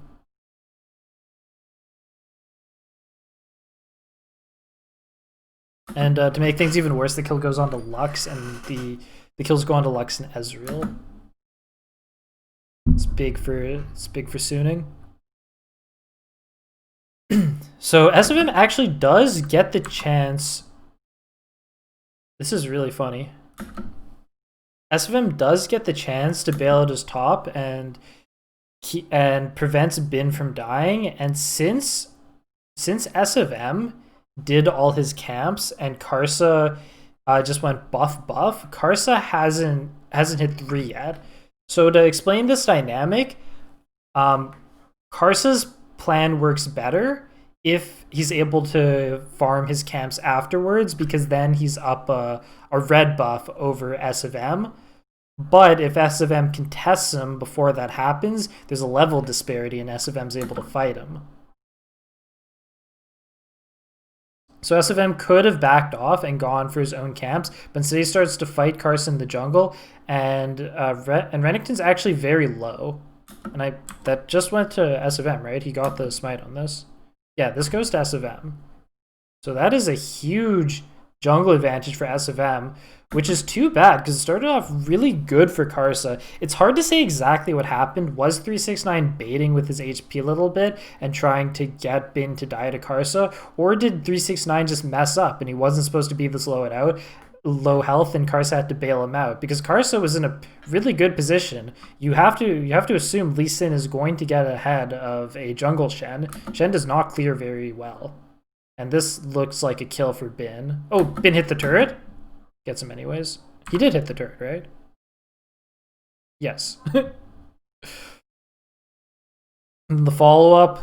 Oh, okay, so this is beyond disastrous. This already looks like game, right? I think I said that like in both the first two games and it didn't matter. But I'll say it again. Visually, from this spot, it looks totally doomed for top esports. Renekton isn't getting the lead over Jax. Jax got a kill. There is a solo kill bottom, and Shen is grossly ahead of Lee Sin, right? If things just go standard, Renekton should be ahead of Jax, Lee Sin should be ahead of Shen, and Caitlyn Lux should be ahead of Ezreal Leona. So everything's backwards, and the game is feeling super doomed. Love S of M's adaptation to just counter jungle Karsa, knowing that he has the level advantage, even though S of M didn't have red buff. Really smart, really good on Bin to win lane in the spot that he did, because that was the catalyst that made everything happen. Knight comes top to try and help things out. This is looking miserable for top. Oh no, Sword Art getting a kill onto Jackie Love. Finds him with the Hex Flash. Sword Art, great player. Oh no. This is so disastrous. This is where you open. The G2 symbol. So Jax is such a funny hero because to win any trade, you have to just keep fighting. So you put yourself in like really scary spots. But Lee Sin's not there. We know his top side's down. Unless he does something atypical, but he really should be catching up on levels.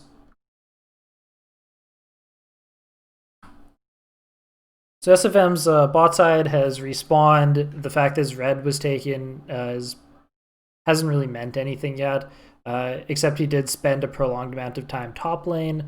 So he could have been more ahead on farm that he is, but it's going well for him nonetheless.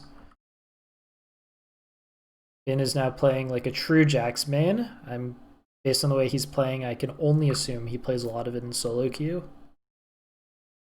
Chris tries to make something happen bottom. Doesn't work out. Karsa hasn't been able to play through either lanes. Like, it wasn't a mistake for Karsa to go buff, right? Like, it is what it is. You put yourself behind on levels, but you have a potential advantage in the future if he goes to his red buff and then the opponent's red buff. But top just went too poorly for it to work out. Or like there's some miscommunication. 369 was baiting too hard. I don't know. We don't know what happened, but it just didn't work. And while it was all happening, Karsa wasn't able to help bottom lane, which he shouldn't have needed to because the 2v2 should have been in top esports' favor anyways. So disastrous. Renekton now opening with a Executioners. That doesn't seem right. So Jax opens up with he goes Bork first, right? So that's what the Executioners is for. But I don't know. That doesn't seem right.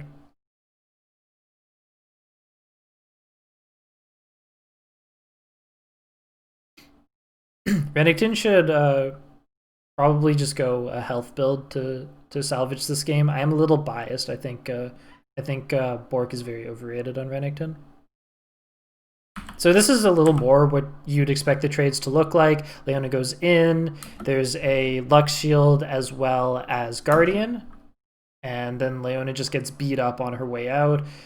Juan Feng tries to pressure to the best of his ability, but Caitlyn Lux just pressures back, right? That's how it's supposed to play out.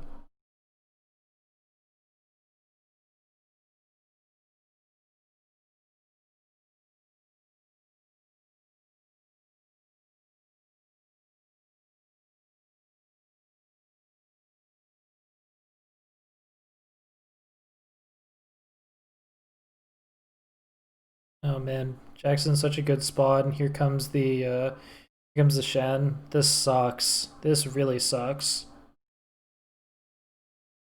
Karsa's like laughing. Oh gosh. Well, Dragon will be the consolation prize. Let me turn on sound. This is the solo queue hard carry Shen. He rushes the Tiamat for the jungle clear because they had the successful play on. Usually you'll have a slow clear, but with an early Tiamat rush. Now top is moving towards the Rift Herald, but Bin plays up, so Knight tries to bail out 369 if possible. Bin still has flash, so even if this lands, he should be fine. Doesn't even land. Not gonna be much more. Bin walks away. Still has a 23 CS lead. He's got 2 kills. He's up a level. It's doomed, boys. It's a nightmare scenario. Something back. They're fighting for top Herald, but SWFM is here. Angel is here, and we may see Bin come down soon. Yeah, they're gonna run him right off this Rift Herald. Looks like they have to wait for Bin to come down though. This is a fully stacked up Rage Renekton. Calling. Teleport. He does have teleport, so just the recall doesn't mean they're giving up on it though. They have Sword Art's Roam. The AD carries are coming from base. And that's plenty of time. With that full leash on the patience, plenty of time for him. So Ben can TP in here if he wishes.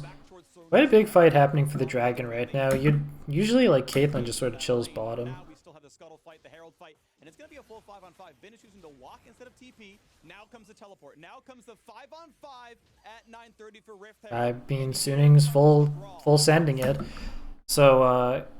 So there's a lot of range on the Caitlyn Lux, and there's a lot of potential pressure coming out of the Ori ball, and those are the main things we're gonna look for.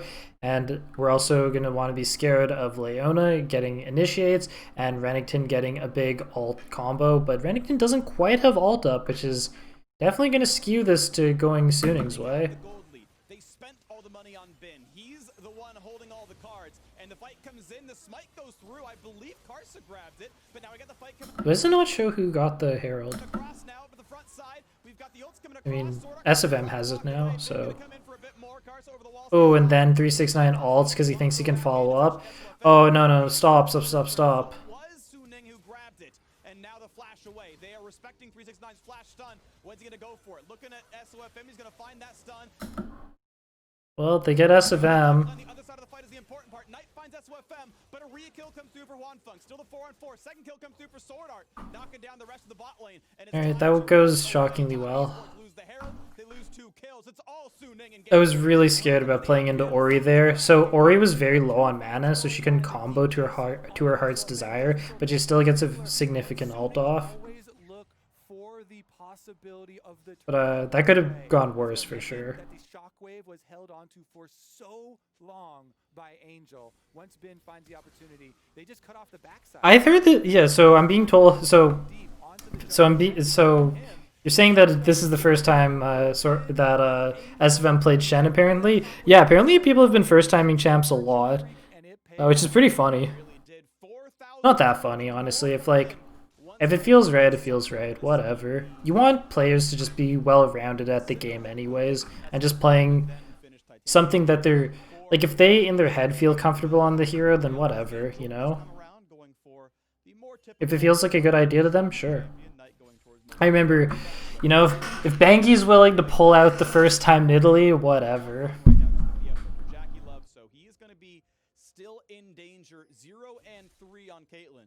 And like, you know, is SFM playing a really good Shen game? Not necessarily. The main difference he made was that really smart Gromp invade, you know? And that's just being a good jungler.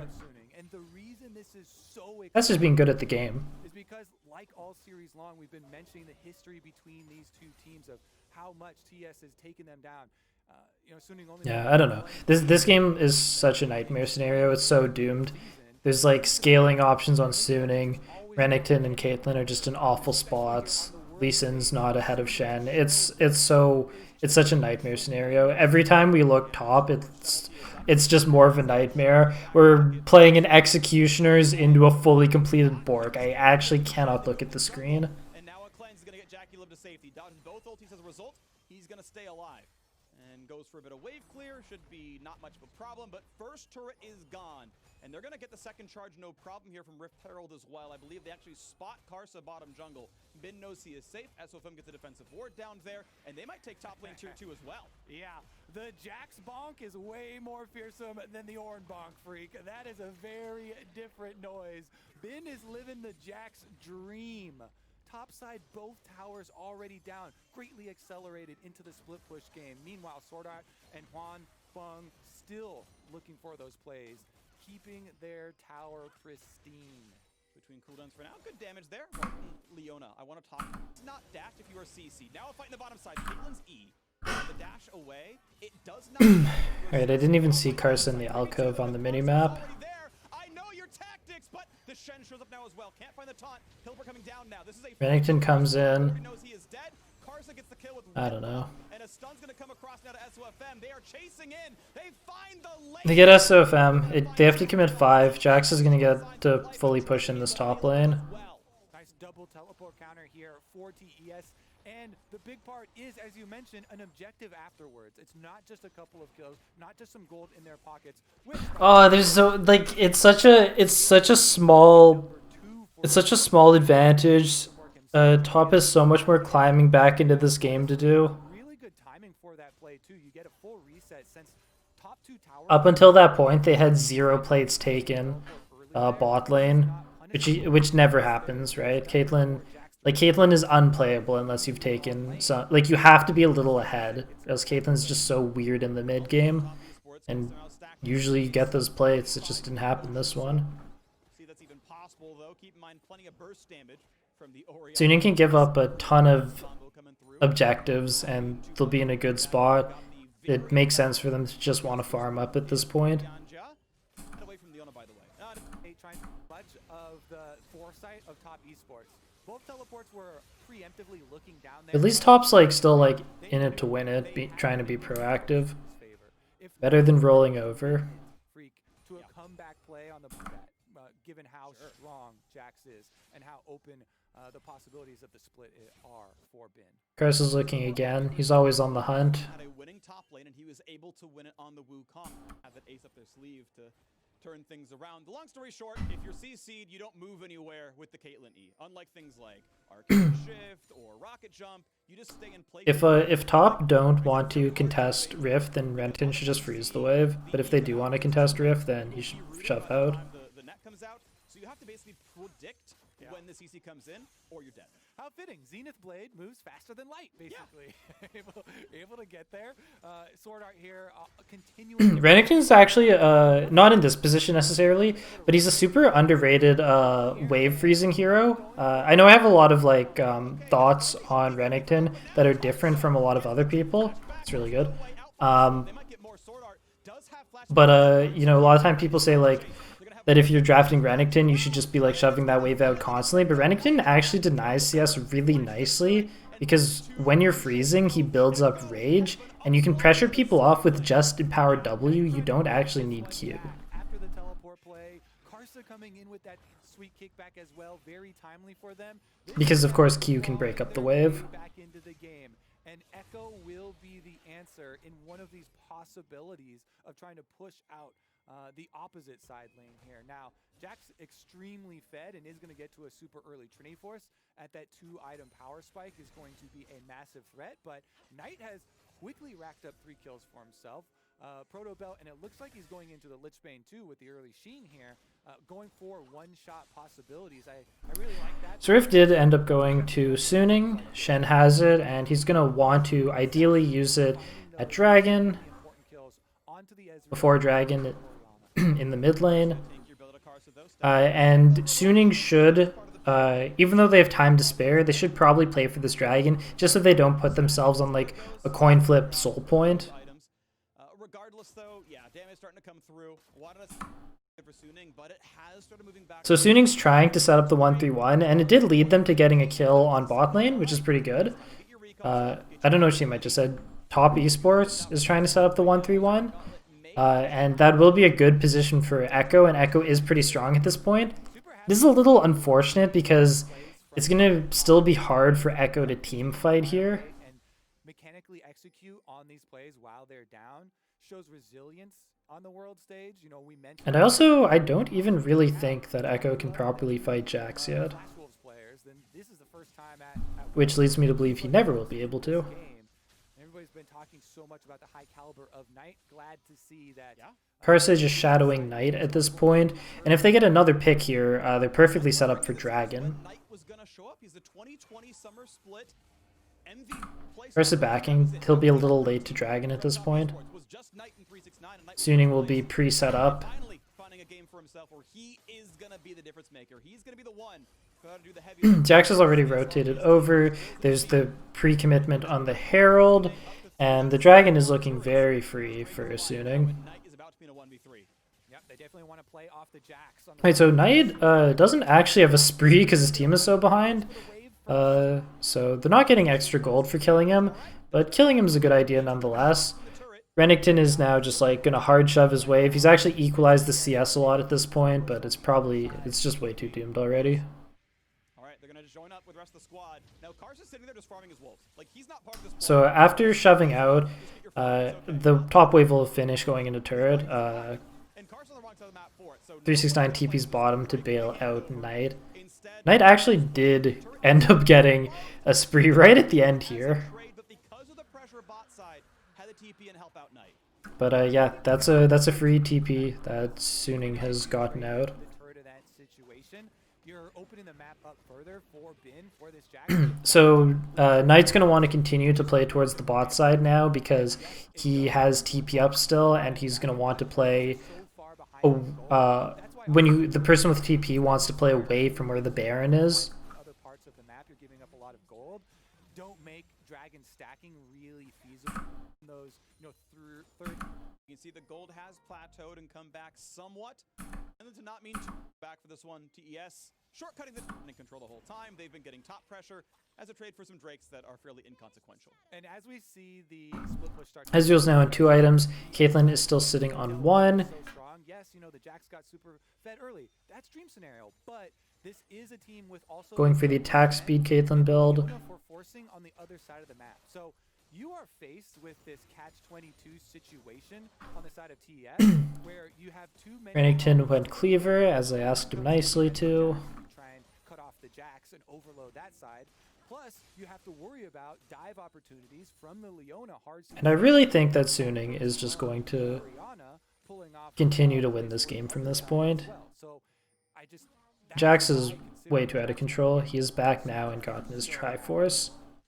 The 4-1 split push is actually a 2-3 at any point. Maybe like Knight can find some stuff, but the real way this comp wasn't meant to be played as Echo picking people off. It was definitely meant to be played as 1-3-1. Ben is the strongest champion on the map. No one can duel him. Luba fight comes in. Orianna coming down. They find the stun, and this could stun into Leona E. He's gonna live with the shield, the Lex shield. No kills. Good survival, I suppose, but Suning can still just flex their muscles across this map. And honestly, he owes his life to Knight right there. with these 2 top turrets dead, there's just so much space to work with Baron here. I think this Worlds, people have been very wary about doing Baron at earlier parts in the game. I think like everyone at this stage in League of Legends history is so quick on the trigger to stop Baron plays. So people definitely aren't as proactive with the Barons when they're ahead anymore, and it does seem like the right way for League to progress, or at least on this meta. We already mentioned the 2 items done for Ben, so he's going to keep running around the side lanes, and 4 turrets already gone. We, of course, saw top lane 2-2 drop to the first Rift Herald a while back, but the outers and mid and bot are gone as well, and we'll look for the next target from Suning. Next Drake's in a minute 45. I don't know if they're going to play for Soul or not, but they can at least go for another turret probably. Finn can just keep jumping forward, getting so much damage off those autos. How devastating the early game was for them. And you always have to keep your mind open to the possibilities of the Echo one-shots here. Lux just clearing the wave. Is going to be #1 priority. At least Knight's getting some free time on this turret. He's teleporting and he's holding The next dragon will be up in a minute. Slowly clawing their way back into this game. Yeah, honestly, they're really big here. Strongest team in the strongest. Like top is stabilized, but this game isn't winnable through stabilizing. Top isn't able to win off of going even this game. You know, it's too late. I really think it's doomed. This is way too hard to navigate and win. It's way too hard for just like Echo to find picks. Wait to see what the Echo can do and what the Jax can do. Top lane turret did fall. It was the first one for top. Curse is at the back here, gonna look for what he can. See if he can find something. Gets a really nice what he does here is he ward hops over the wall, gives a kick, Q's into it, easy peasy, really good job. Really, really good job. Top has to be so creative to win these fights. But it's time for Drake #3. Cars for 40. Find the ability of a shield stun. Next wave gets into the turret here, and they're going for it. It's too bad the 369's already ulted at this point. An angel is just that for 40 seconds. We'll see a reborn later, but it's time for Drake #3. Cars. So while top walk up and clear this, Jackie Love and Yuanja are getting caught on the backside. This is looking good for Suning now. Renekton doesn't have ult. Been scared to just straight jump in, but yeah. We'll see what top wants to do, but even with the pick, they were currently not able to win the fight. Oh no. That was really scary. If Suning had map hacks, Knight was probably dead. Stacking for themselves. I don't think it's going to turn into that. Could be a really long game though if we keep having plays like this. Karsa stealthily sneaks into the back. He bides his time and he finds really great play. I mean, like, I don't think Karsa played bad to put Suning behind in the early game, you know? Or sorry, I don't think Karsa played bad when Suning got ahead in the early game. It was just like some weirdness. Unless you straight up think that SFM counter jungling the Gromp was obvious.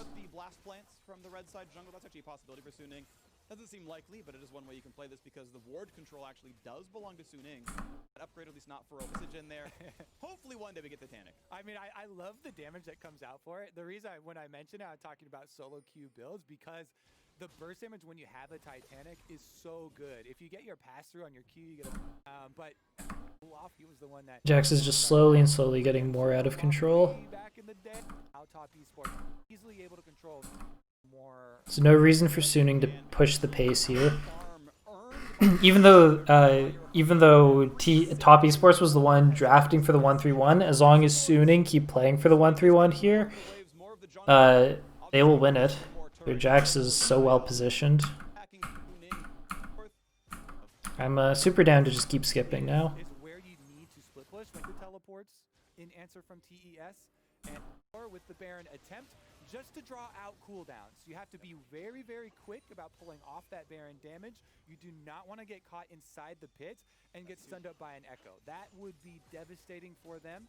So there you go. You get your short cooldown out. You keep Bin down bottom side and just back off. That's Lux ult down. As you mentioned, shorter cooldown. She has, I think, 30% CDR in the current build, so not too... So Suning's baiting Baron a little bit. So we got a bit of a downtime, but you can see Suning showing as they push the wave down. Nice route there, but they can't have... The problem is like, even if you know you're going to win the game in X amount of time, you also give a lot of space and time for just like random bad stuff to happen, you know? That's just kind of how League of Legends works. Honestly, you can't rest on your laurels, right? You still have to play very actively, even when you're trying to kill time. Start the Baron themselves, and you just bully down that tower with Shen Jax. Renekton cannot do anything to that. So we have to, you know, bait Barons, try and clear out wards in the opposing team's jungle, look for picks when they're open to us. Because Yuan Jia has the early Mikhails, he talked about him rushing it. Dragon's coming up in 30 seconds. And so if you're unwilling to kind of overload the Jax side, which You also have to remember, right?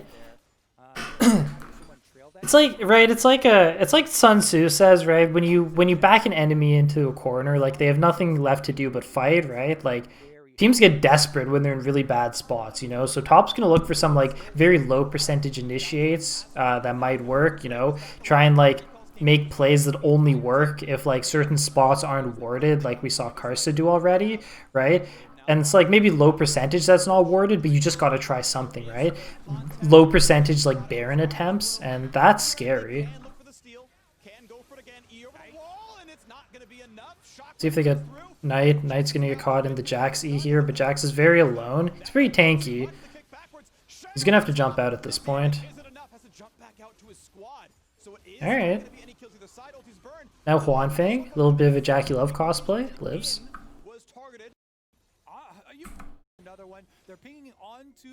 Suning is now going over to the Baron. The very valuable Renekton ult is down. Jackie Love's gonna, he accidentally messed up his E over this wall. It's gonna take him a little longer to get around.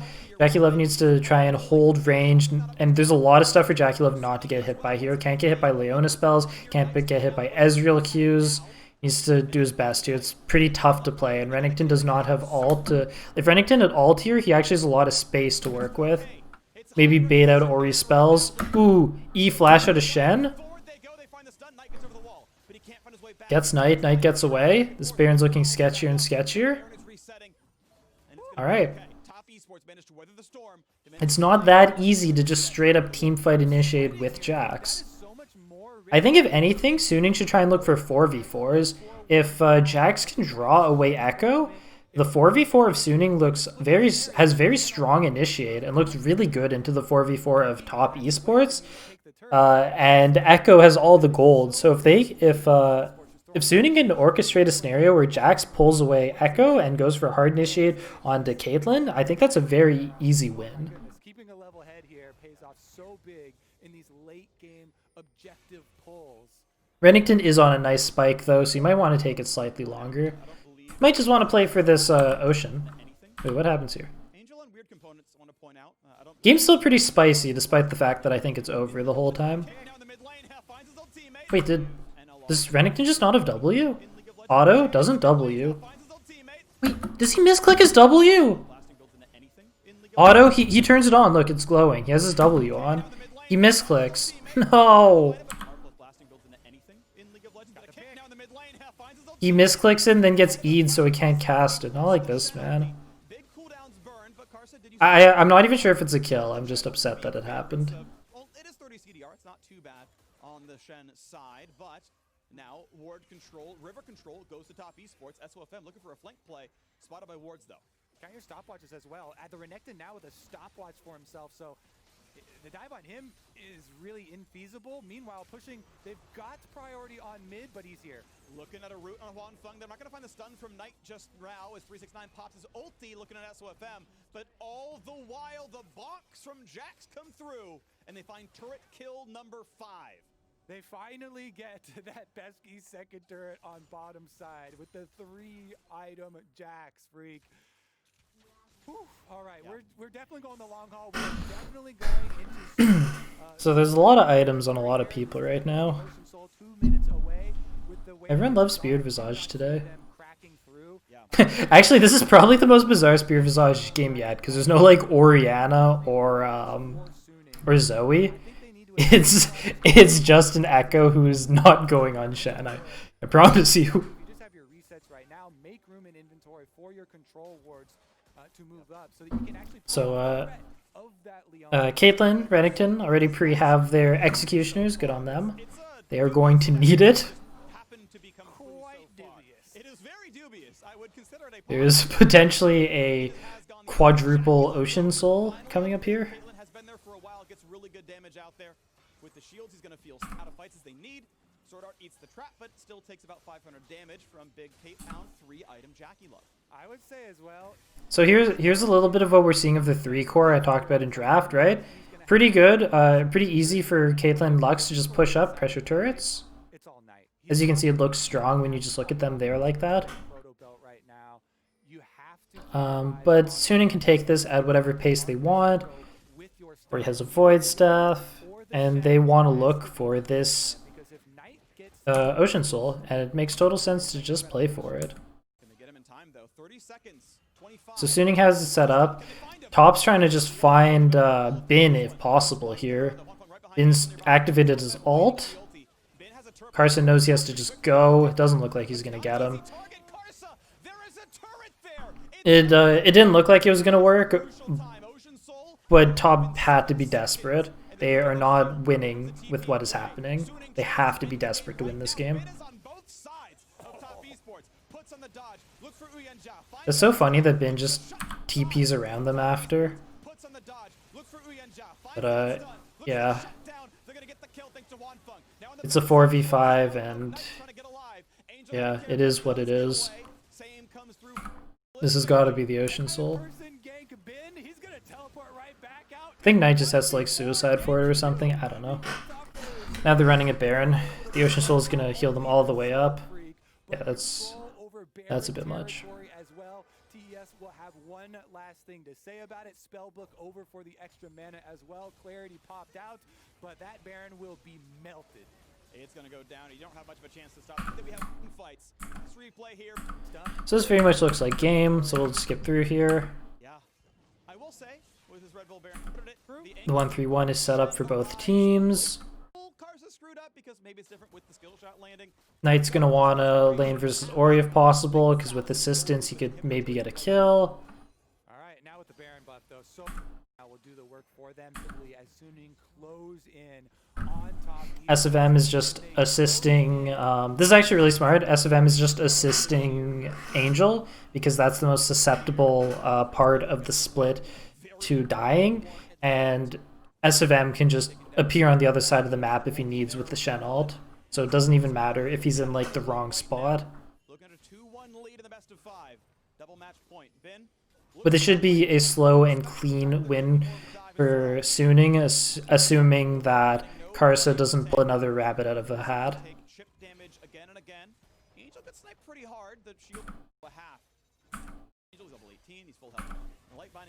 He's living the dream right now. Sorry, something happens. But it's all very methodical, all very correctly played. Kind of silly for Jackie Love to get caught here. Jax shouldn't be able to just walk up and Q him like that. Doesn't really make sense.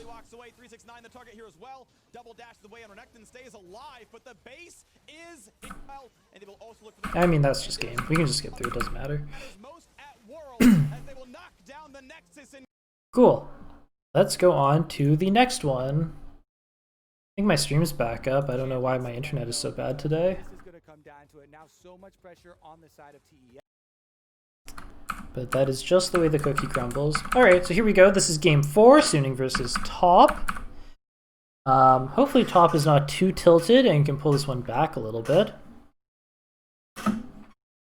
So we got Suning on blue side, and we got Top on the red side. Camille is down for the 4th game in a row here, and Italy is down as well.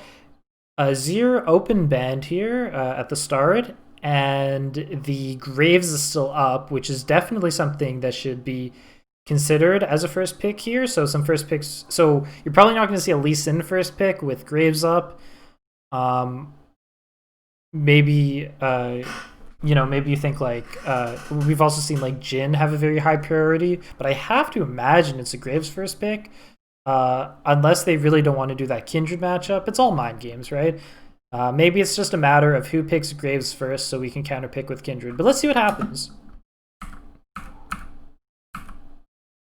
Ooh, Ezreal first pick. Very flexible, not quite the Jhin. Ezreal has been looking decent in this series. Quite decent. Orianna picked. And Graves. Top Esports is saying, we want the Graves. We are willing to do the Kindred matchup. And SFN didn't look bad in the Kindred game. That was basically a one game, right? Who is this? That guy needs chapstick. You know, say what you want about Bjergsen, you know? Say he played kind of bad at Worlds. He always brings his chapstick on stage. Okay, so that's quite an early Akali pick. I talked about it a little bit already. I mainly like Akali in disjointed comps where the front line goes forward and the back line is opened up a little more. I think that's my favorite style of Akali comp. I don't know what other people consider good Akali comps. Maybe it's just squishy targets for her to assassinate. I don't know if League's that binary, but Akali's a good hero and also one susceptible to being bullied by Ori. Maybe you can also consider it a flex pick. But we'll see how it goes. Leona Ez is definitely showing that they are more, Suning's comp is more forward at this point. Top is then picking Ornn, and that's looking pretty good. So Top's comp all plays together, right? You have the Ornn Ori combo where Ori can build second item death cap. And they now have a very good mid-range comp where they scale up, team fight as a ball. It's looking pretty strong. Ord's going to feel pretty good into Akali and Assassin, and Ezreal, not the best tank killer of all time, and often paired with Poke. So Top's comp, very standard, but very strong looking. I, at this point, would recommend them banning things that I wouldn't outrange but aren't quite Poke, and definitely things that would scale in outrange. So absolutely Kindred looks great this game for Suning, so I think they should take Kindred off the table. Gangplank looks really solid into top esports comp. Seems like a worthy ban. But so I probably was too eager there. It looks good into top esports comp because it scales with them, and top hasn't drafted a lot of like initiate or proactivity. Top can totally change the direction of the comp, by the way. It just seems good for them to draft more reactively based on what Suning's drafted. So maybe more, more peel and more reactivity for top is looking good right now. Gangplank is good into that with the scaling and beating them at mid range. But Gangplank doesn't follow up on the hero Suning has picked very well, so maybe Gangplank's a bad ban. Senna looks decent with what Suning has, with what top has picked. It'll scale with them. It'll be nice in the late game. I don't think there's very good targets that Senna is supporting in the early game, though, so I don't love it. Not my favorite ban so far. Shen taken off the table. Shen actually looks really solid on Suning's comp. Backs up Leona and more specifically Akali really nicely. And they actually have left the Kindred up, which I'm really surprised about because, Kindred's the natural Graves counter, and it's looking very good into what top has drafted so far. We'll see how this continues. Okay, so now if they draft Aphelios, top is hard committed to a full peel, full reactivity comp. And I don't think what's his face? I don't think Aphelios looks bad here. I also don't think Ashley looks bad. Gives them a little bit more crowd control, initiate, but it's a low commitment initiate, right? Ornn and Ashe now have low commitment initiate, so they can just walk up to their targets together, as well as Ornn will give additional scaling to the Ashe. Very solid comp out of top so far. Jax is Jax. If you want to commit to the side lane, do it. It is what it is. Jax will feel really... Oh, he'll feel pretty whatever playing into top's comp. He has decent stuff to dodge, but it won't feel amazing playing into it because there's a lot of DPS output as he jumps in. But he's going to have a very real split push win condition, and Suning is going to just triple down on hard initiate. They're going all in to a comp that's playing full reactive. Yeah, I think top just needs to round it out. Yeah, Tahm Kench makes a lot of sense here. Tahm Kench adds some extra global pressure to pressure Jax, but it also peels really nicely for top's heroes. The only thing that outranges top's comp is Ezreal. Yep, I actually kind of think that top won the draft here. Yeah, I definitely think top esports wins this draft. Suning needed range here. And if they were going to just continue to draft initiate and dive, they needed more. They needed bans that reflected that. I am definitely giving this draft to top esports, certainly. I just want to look at the lanes for a second. So the 1-3-1 is very strong on Suning's side. The 3 core of Jarvan, Ezreal, Leona, they play in the same direction of forward, but they don't peel for themselves very well. And Jax and Akali are going to be mainly playing for side lanes, and that aspect is looking very, very strong. But once Orange starts getting those first couple items, they're going to be it's going to be really tough with the death cap on Orianna, the infedge on Ashe. And I just want to look at lane setups. There's still going to be prio. Top esports is also getting full prio on mid and bottom, and Jarvan's gonna have and Graves is gonna have a lot of room to work with versus Jarvan. Yeah, I think this is a hard draft. If I think top completely won the draft. Yep.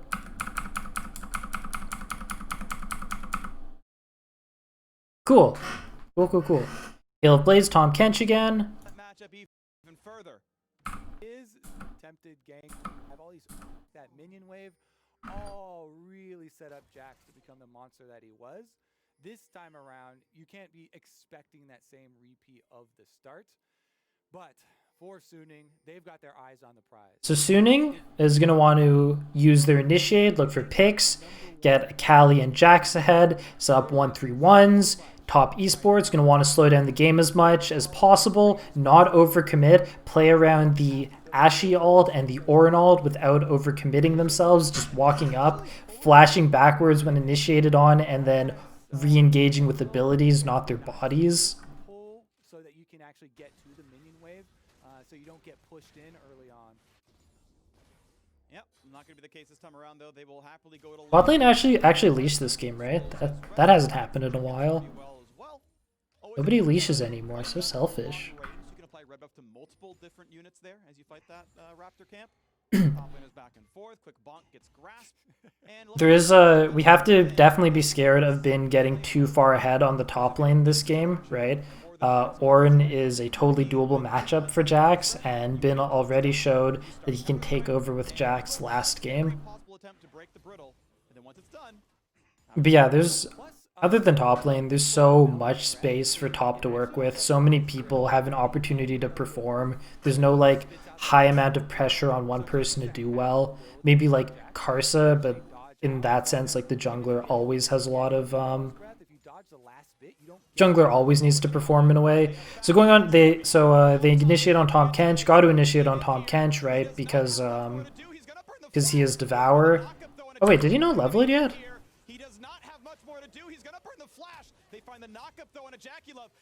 Oh dang, they get JackeyLove. Wait.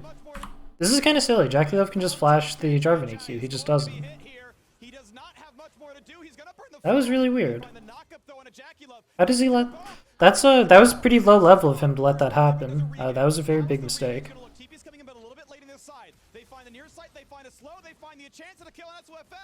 So this is actually a nice position for Graves. He just walks up slowly, has the red buff, is going to be building grit. He unfortunately doesn't get the kill with this auto, and then Huanfeng flashes in front to block Graves' autos. Wow, well played. And Angel gets a kill out of it. Very nicely played. Huge mistake on JackeyLove to not flash. JackeyLove, so I guess I'll show the replay in a second. So if JackeyLove flashes, he's going to start slowing everyone and setting up for his team, you know? So he doesn't flash, so like he would now be slowing everyone and setting up, right? Because Jarvan's way extended, and Suning would have to decide if they want to commit something to finish off Tom Kench, right? Yeah, if Jackie Love flashes, I'm pretty sure top easily win this fight. That was a huge mistake. And then it's just it's unfortunate that Karsa doesn't quite get the kill. And then Huan Feng plays so well to just jump in front and block the autos. See, Karsa casts an auto right there, and Huan Feng eats the whole thing. Really great knowledge of how Graves works. Good teamwork, you know, I wonder if there's like a good like gaming related word for it, but like he's thinking about what his teammate needs as opposed to his own needs, right? It's like video game empathy. So aggressively here. Summoner spells were burned. Yes, Jackie Love saved his flash. He went down, but it's the 2 kills to the Ezreal for your. So yeah, really nice starting for Suning. I think it's really big that Akali got a kill. Accelerates Ezreal's spikes because he'll actually be able to outrange top later in the game. But yeah, I really have to hammer in on Jackie Love here. I'm pretty sure top win that easily if Jackie Love hits flash, and it was a very it wasn't a hard play, you know, it was like a expected high at this level of competition. It's expected he flashes that. That's definitely gonna give power for the meantime. Maybe he's just worried about SFM following up with an EQ flash combo. I think you're supposed to flash anyways. He was so close to turret. It also would cause SFM to have to choose between EQing Ashe or Tahm Kench. EQ flash, that is. Fight down here for level 9 on both. Temporary health and mana lead for 369. And he's got, yeah, and you can see, right, hops away from what would be the last part of the W, walks away. I believe he got grasp off just in time, but either way, and constantly been jumps away to not be hit with the brittle. All right, now with this Jarvan, again, you're looking to make plays off of other crowd control that you have set up in your lanes, but you can also turn your eyes towards an Akali once Akali's level 6. Mid right now, not going bad at all. It's pretty close. Akali hasn't gotten a back yet, though. For Akali, for Angel, it actually can snowball incredibly quickly for the side lanes as well, because then Angel gets to threaten. That's actually again, so Angel's in a really good spot.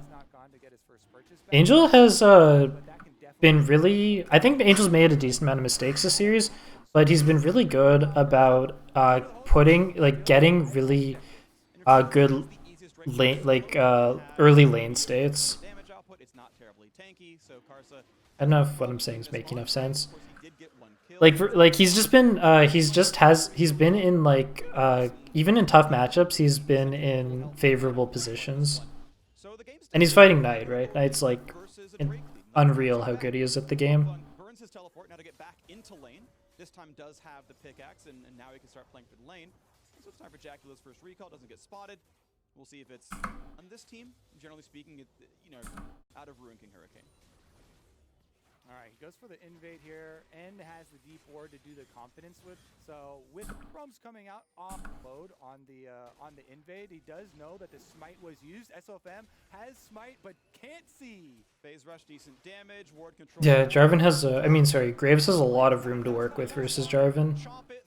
You want to be fighting physical damage, of course. You want to fight physical damage and stuff that jumps in on you. You don't want to have to go over there. You want them to come to you. That's exactly what Jarvan does. You're going to feel good in team fights. You're going to outpace him at jungle clearing. And Jarvan does nowhere near enough damage to get through grit stacked Graves. So Angel's going to fight over this wave a little bit as Knight pushes it down. Farm pretty fun if Angel gets the entire wave.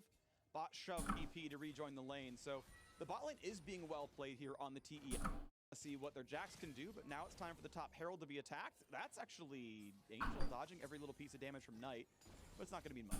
A lot of power there, so even with the ward, you see Beyond Jaw just walk straight through mid, right back to bottom. They're like, yep, we're giving this up. We're giving this up.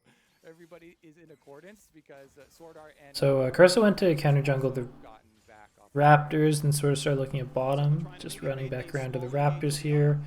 Just stayed in the fog of war, said if you EQ in, I will eat afterwards, then we can re-engage with their summoners down, or at least your cooldown's gone. Didn't mean anything though. Bot lane still about to lose his first turret, or a turret plate, I should say. Karsa sticking around bot side, hits a I don't know where SFM's walking. Should just be clearing. Now he is.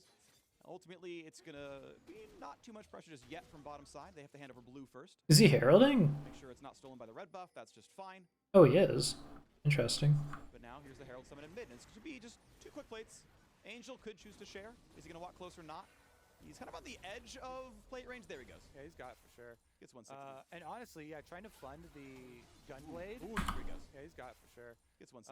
And honestly, yeah, trying to fund the... So arrow lands onto Ezreal. Ezreal's pretty bare, because Leona doesn't offer the best peel abilities. They actually got him. Karsa's here. Karsa's going to be very tanky. I mean, yeah, I don't think Yuanjo was supposed to eat Karsa. Karsa has red buff and grit. There was no reason to eat him there. Just hurt his ability to kill Sword Art, to kill his old teammate. 369 live here, does not have his ult anymore. SFM is here, Bin is here, they find the knockup, they might find the stun, but here comes the TP out of sight, and there's The TP no dive to be had. fails 369 out. They could have done it. 369 is too tanky. That's looking pretty risky there. I think that got to 2 after sharing some of the money with that. Yes, have tied the game back up off of a catastrophic early game that went Previous game. They will not give up in these games no matter how bad it goes early on. Jackie Love, No one ever shows. able to Oh, get it was a fine. start on the Ezreal and then flashes forward to finish this kill. I need to know how much grit Graves has. No one ever shows me. Extra funds will go into the Graves here, and be able to have a here for Karsa. easy wave clear. Nice Blade of the Rune King completion already there. That's going to be nice, but Manamune Sheen is not far off in terms of power, so still a pretty close 2-on-2. Always optimizing around, maximizing ward gold. Yuanja always lets the 80 carry get the last hit. Usually saves the control wards there as well. It might be for a great start. Walking past when Sword Art might recall, so he's continuing to play safe. Angel cannot force Right, Dragon is up.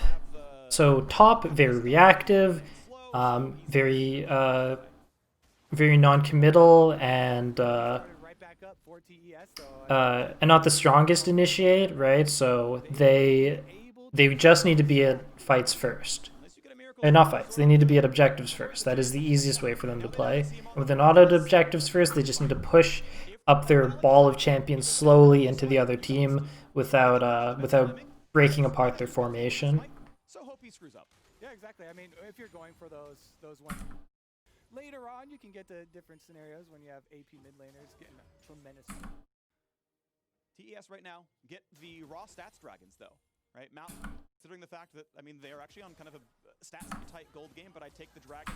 So, Alright, tend to like so after clearing and moving out towards middle, Hex Flash into ult from Sword Art, followed up by SFM. get there in time, he's trying, and he chomps him, but Ooh, it looks like they've got him for sure. seconds, but how do you live? How could you possibly? Oh, kill goes on to Angel, that's really good. And then Sword Art dies, which isn't too big a deal because it just goes to support. What is up with Halo Blade supports? They're able to buy enough time with the Devour, with the stopwatch to get a counter. Ooh, nice dodge. Flashes the G2 symbol. Set up here, Play Suning with the Akali and He's representing his group. It's like, this is for G2, all right? They fell too early. the knock. Then buy enough time just themselves to get a counter kill, and it is only money, you know, into Top lane's good. Nothing's gone out of control at all. the biggest It doesn't even feel good ganking for top, right? Because you're just putting an Ornn behind. support on the map. And if Jarvan gets the kill, then you're really just putting a Jarvan ahead. Kind of take back some of the map control and some of the time. But 2 kills on Angel. Angel now getting the Gunblade. That's going to feel great. That's going to play right into what Suning needs to win the game. You're facing a level 11 Akali. Although it's still, at this point, To go. not enough gold in Suning's favor for me to feel like they are going to win. It still feels like top has pretty good control over this game with 2 dragons up. Hand it over and goes for. I think it's actually We'll have to see how it progresses. optimize around passive upgrades because you're just an armor stacker this Some movements made towards Rift Herald. and I think you can honestly Leona's already there. Sunfire Bramble Vet. It's not going to be as easy for bot lane to dive Ezreal with Tom Kench. We'll still see the Abyssal later. Ooh, Akali may be looking at some movements. A little scary. It's so efficient of an Ornn item up. TP up on Ornn, but he probably doesn't want to have to TP there if possible. Jax would get a lot. That just isn't a useful stat. Like, yes, you will take some magic damage, but I'm actually not sure it's optimal. It's maybe a longer discussion. We can place our bets. I like he may do it. I like discussions like this. You know, like they were mentioning the Shen itemization, whether you're gonna go solo Q damage or pro play cooldown reduction. I will bet for the efficiency of the Abyssal because So I have a random statement here. So I think Frozen Gauntlet is like a little overrated sometimes on Ezreal because Ezreal is already a hero that's picked and viable because of his safety.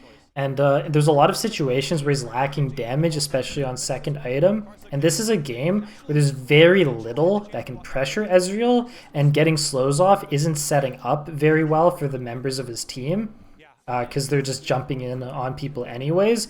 I'm pretty sure this was a Triforce game. This is your pretty decent point of power. Spellbook Knight has actually switched over to Ignite, Exhaust, Orianna, so he's gonna be more fearsome than we thought. It's just somebody to. So like Triforce, so Frozen Gauntlet, for example, was really good in the game versus Jace with lethality, because that's like damage that can very well land on Ezreal, and I believe he was setting up for his mid laner as well with slows. There's been so many like bot lane brush plays. That's just Karsa's groove.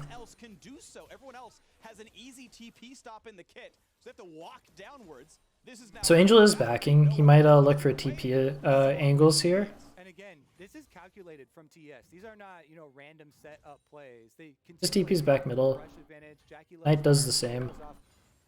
For bottom side because they know. And here's the dragon. So obviously, getting kills right before dragon, pretty good. Top just wants to be a ball, set up preemptively. And it looks like Suning is just conceding. That is 3 dragons. Wait a moment. I've seen this before. I've seen this 3 dragons into lose thing. But no, this game's looking excellent for top. So far. That one play at the start went really bad, but luckily it didn't snowball into anything worse. This game state is still looking pretty top favorite, I'd say. We'll see how Angel does, because Callie's looking very threatening to me. Sure, yeah. I mean, you still don't hate move speed, all things considered. And it's going to make things, of course, a little bit easier. Looking for a tower dive, potentially, it seems so difficult. I don't know. IG. There's like almost no way. Yeah, they can stop recalls, I guess. But, like, are you going to burn Leonel for that? Probably not. Still, a lot of waves denied. It's pretty good. Suning gets 2 towers off the reset on that dragon. Not bad at all. And that's 2 turrets to 0. And Bin's going to be looking for the second item, which is when Jax will get really scary. Wait, did he get a solo kill? No, it's just a flash they're showing. Got it. That's what I like to see. Flash to Suning a mode. He believes in himself. Doesn't need to rep anyone else. Dragon and 3.5 minutes. They have to push into overdrive right now. With these possibilities. So here we go. The 1-3-1 is finally being set up by Suning now that they've cracked those some of the outer turrets. And the 1-3-1 is really solid out of Suning, especially because Callie has now gotten some extra gold. Jax is going to be feeling comfortable versus Ornn no matter what. I think mainly Suning doesn't want to end up with Suning doesn't want to end up with Jax versus Ori, because Ori's going to have a pretty good side lane into Jax, still at least. We already know the catalyst was picked up. I don't know if anyone likes this build, but I've found it in the past very difficult to side lane Oris who have Hexeg GLP. I don't know if that's like a possible adaptation you can make against teams that are playing for 1-3-1. I don't know if people would be interested in that. Angel goes in, applies a ton of damage, but Tahm Kench is here. Then he just like messes around. Just styling a little bit. And of course we have a while until the break comes up, so he can go wherever he wants. Doesn't have to play around bottom side just yet. Karsa gonna see SOFM. But that's kind of the benefit of the cloud map, is you run really fast around here, and you can usually dodge these skill shots with the bonus move speed. Stop is back. Almost gets the ward in time, lets the 30 gold go to SOFM. He gets it anyway by being a sweeper. And they do it for round 2, but now blinding him. They could go for the engage. So as long as top just, Graves just auto attacks, right? Ornn doesn't E in. Just push him off. And we try and play for this Wind Soul. You can take a little bit of damage. try as hard as they can to knock down the rest of top lane before that fight happens. You might not get to spend the money in time and reset, but now SOFM top lane before that fight happens. This is a really big ult that Jarvan gets. Looking good. Tahm Kench needs to try and eat someone, possibly. Nope. Cool. They just hold the core. They're good to go. But the 1-3-1 is still in progress. Angel's getting free time on this top lane. Not too bad, but I think top isn't worried about it because they're just going to want to play for this soul. Orialt is down, though, and that is a crucial part of their composition. I'd actually say more crucial than Jarvan ult. Have to catch both mid and top side wave. Uyanja already heading out on the Leona with his. Angel buys 2 more control words. Alright, so Ori's going second item Leandri's. I really think that second item Ori Death Cap is just like an insane combo. Maybe you need a little extra gold to make it happen though, because it is an expensive item. Instead, an upgraded Bork has come out onto Ashy, which is an upgrade nonetheless, you know. Angel has recalled and come across the map. Has the finish Leandri's. No stopwatches on pretty much. Okay, so Jax actually does get his Triforce before this, and Akali's on a really good item spike. Surprisingly, Ori isn't on her second item, which you would usually expect Ori to have for this 4th dragon fight here. Okay, so top ideally wants to be at this fight first. They're not quite here. And they want to be balled up, right? So no overextensions, and the only real additional range that Suning's comp offers is Ezreal. So watch out for these Ezreal Qs, and other than that, just push up the line of skirmish, your ball of stats. Trying to catch Jax here. Should probably hit this creep wave a little bit. Is this me? Okay, Freak said that it froze for him as well. I still hear stuff though.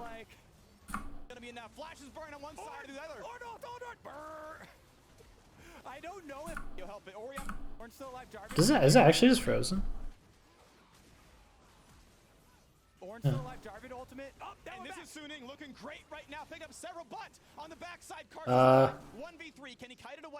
Okay, I don't know what happened, so I can't talk about what happened. Hopefully they show a replay. But that was Dragon Soul, so that's really big. Let's see how it plays out. So I keep talking about this, right? Top's comp very reactive, just needs to play up slowly. I already don't like this. Orin's going to want those spells. Orin's kind of trying to zone, but he needs to be helping his team. Let's try an auto Akali here. Good. Who does Sword Art hit? Does he hit Jackie Love here? No, he hits Knight. So top get worried about this dragon, and Knight just shoots out an ult onto this Ashy ulted target, but Huan Feng cleanses, so that's 2 ults more or less wasted. I mean, getting cleanse out isn't, or QSS out isn't too bad, but wasting the Ori ult is super detrimental here.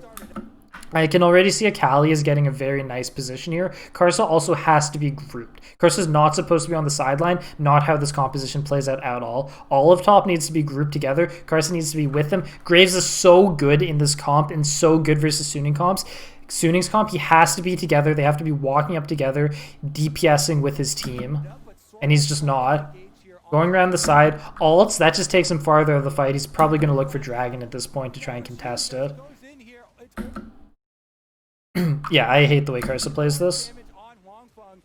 He's gonna flash over with the Graves to finish it off, but Akali and Jax with the top can't let fights get this this disjointed. They have to be together, have to push up together. Graves is so instrumental to how this comp plays out.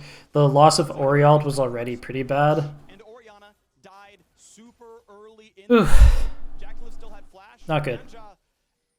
I really think top has a better draft this game. That was not executed well.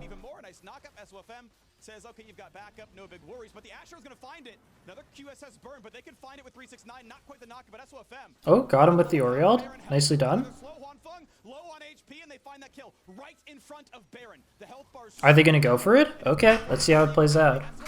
Can barely fight for this. His smite is down. Karsa's will be up. So at least Baron forces them to all be on the same side, and it's infinite grit stacks for Graves. So no matter what happens, Graves will have all that armor stacked up. Ornn ease in. It's a little safer. I do have spectator clients, so I know where Jarvan is. And now, actually no, it's not safe at all. He shouldn't have done that. They didn't expect Angel on the backside. But yeah, no, it is warded. They did see him. What am I talking about? Yeah, they know he's here. Yeah, I don't know why Ornn does this. Ornn needs to be peeling, walking with his team.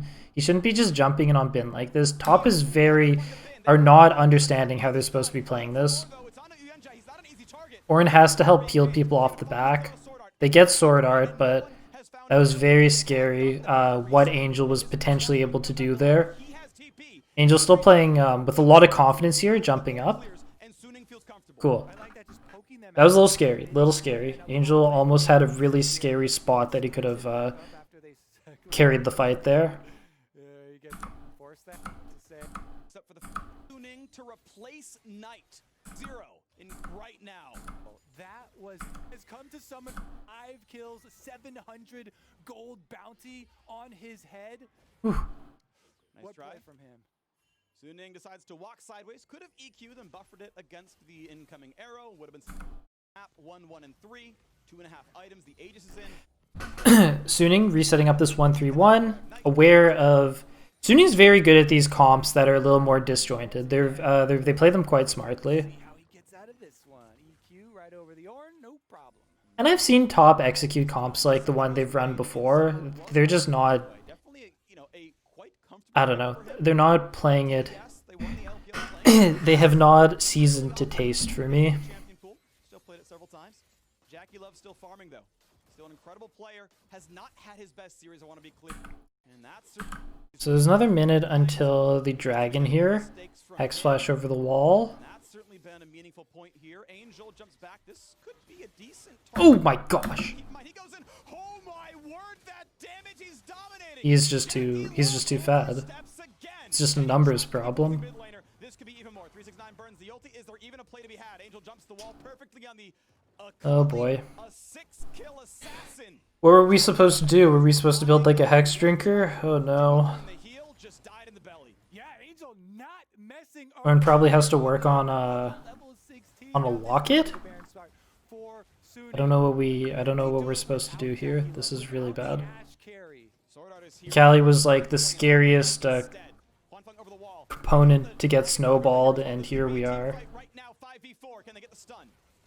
Callie's just a really good hero, honestly. 30 seconds until the dragon.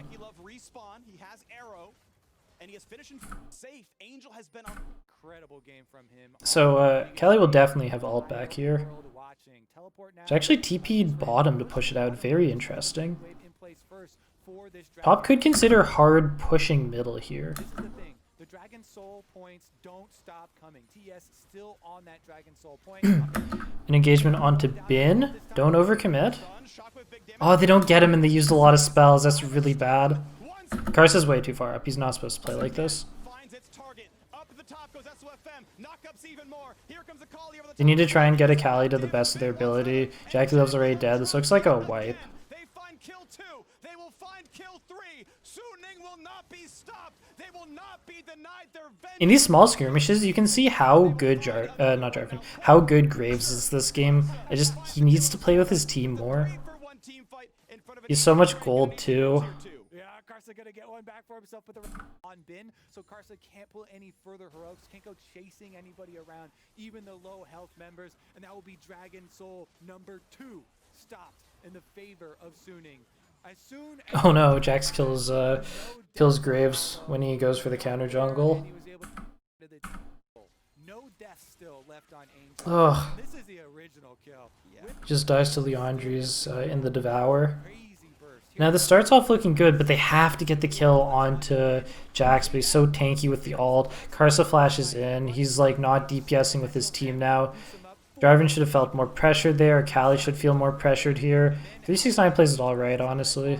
Back to the Baron though. Here's a big important fight. 5v4, 5v5, everyone respawns and comes. Jackie Love's already low. The only main ranged pressure is Ezreal.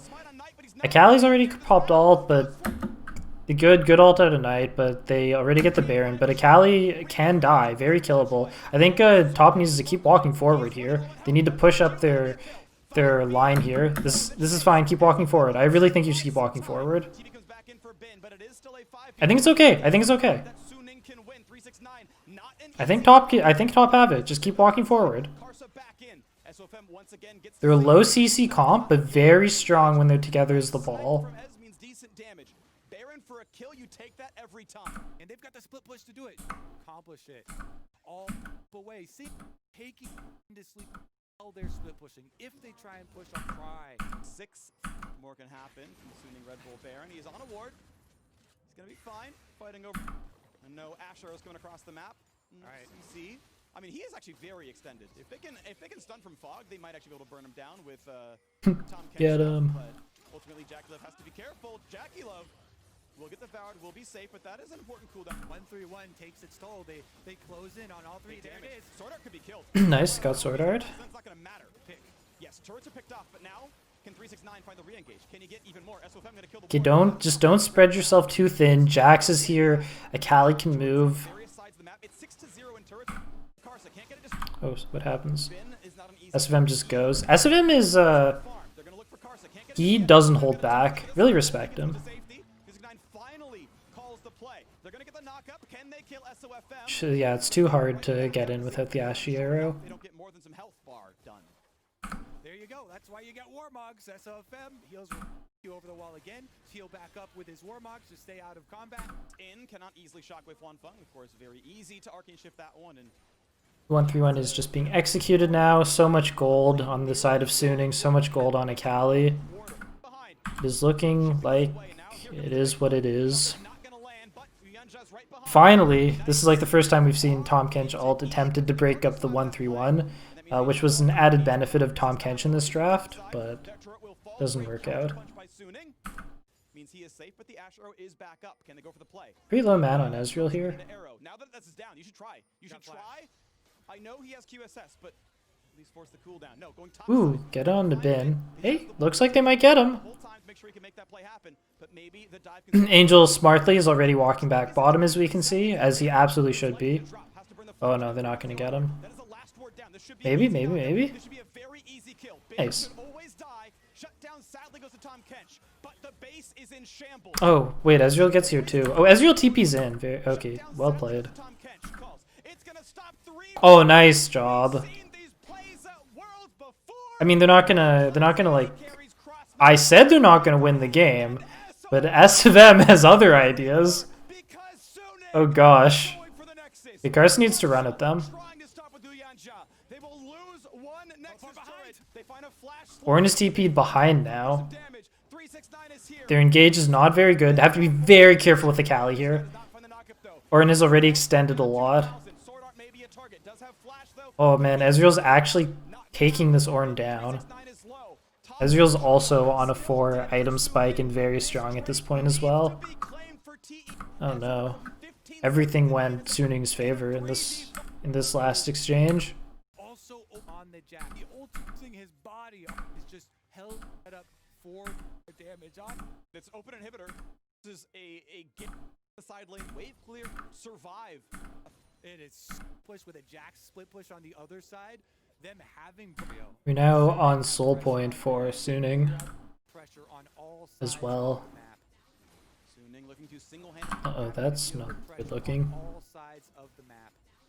Suning. Oh no, they walk up so far. Second LPL sees Jacula barely lives. That's why I'm not gonna find him. They get a bit of damage over the top, but they're not gonna get the kills. Ugh. Karsa is gonna die. They will trade back. Here's Angel. Angel has such an angle. Does not find the kill. Help. 2-0 TES. Okay, gets What I would exhausted. say. They will Ah. send Jacula back out, but Nice played. Angel Well finds played, well played. R2 flash and lands it on top. We're alive, right? Night spellbook's over. Legendary now on the Akali. He left his shuriken in the shroud to take it back, knowing he was gonna dive super deep Manning. there. And the precipice. Angel's played a very clean, confident Akali game. Knocking down. You love to see it. 3-1 as well. Now looking for the attempts over the wall. They see it's at 1K. A random tongue lash is the chance, and it's not going to happen. Baron. What a story from them. What now the #1 LPL seed after already taking down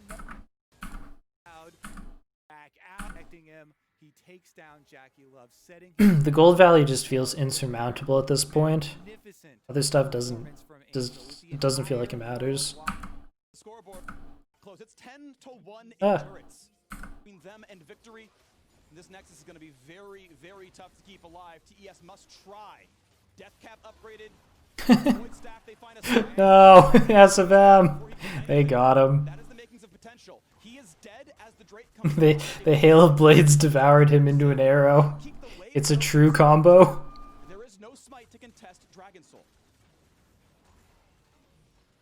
Lots of pressure, though, especially with the Baron still. They're just going to keep it up, even with SOFM down. 35 seconds left on his. So the one thing about low initiate comps is they're very susceptible to split push, right? Because you can't initiate on any of the different lanes very hard, you know? Top lane's not close. Bin just jumps 369 to half HP in about 2 seconds every single time. Every comp, no comp is just like, you know, truly perfect, right? There's always going to be like weaknesses you have to play around. Even though you're 5v4 in the map, TES Unless like you have a super boosted draft. Jungler respawns here. Jacklif tries to force the arcane shift by walking. Jacklif has to flinch. I mean, he's got the safety, right? He's got his. Alright, soul point for both teams. 369 TP's in. Jax is still top. He's looking for the flank, but like any of these like disjointed flanks basically just set up for Angel. Like it just puts Angel exactly where he wants to be. Like Karsa's gonna run at him because like, you know, he's who you're scared of, but like it's too hard to play around him. Gold values are too uneven. Then TP's in. It still feels like Suning's to me. Ooh, night tries. They actually get the kill and get the 1,000 gold shutdown. But Bin's alive, goes back to pick up the honey fruit from mana because he runs out of mana. That's it. These scrappier fights will always benefit Suning, right? The ball team fight is what top needed to do, but it's just too late anyways. So they looked for like a sort of Hail Mary flank play. That's game. Alright guys, that has been all the games of Suning versus Top Esports. I hope everyone enjoyed watching. That was actually a very fun series. I'm glad that the comp that I thought was better didn't win the last game, because I feel like I keep saying the comp I like better than just wins, but I do like it when the comp I said is better actually loses sometimes, because realistically at the end of the day, like, it doesn't matter if your comp's better, right? Or like it does matter, but it's better to actually be good at the game than draft a better comp, right? And it's nice seeing people play really strongly, have great games, perform well, and that was a really fun series. And I do want to say though, I think Jackie Love kind of dropped the ball. I don't want to just like drag one dude, but I don't know. Yeah, there's issues. There's definitely issues. Also, like, Knight didn't play bad at all, but there were certain spots where I expected him to see something that I wouldn't, because he's so sick, you know? I just thought he'd, like, find some stuff. But Suning just played amazing. It's really cool that they were able to be top, even though they weren't able to do it in the regular series, in the regular season, right? A lot of really cool storylines going on. Just, like, a lot of great performances. Very fun series. If you like this analysis, you can catch my streams of them live on Cruza TV. Or if you want to see me tweet stuff, I sometimes tweet League of Legends stuff, or you can just follow for fun. You can follow me at Cruza TV on Twitter. And yeah, if you like this, please like and subscribe. That would mean a lot to me. Thank you for watching.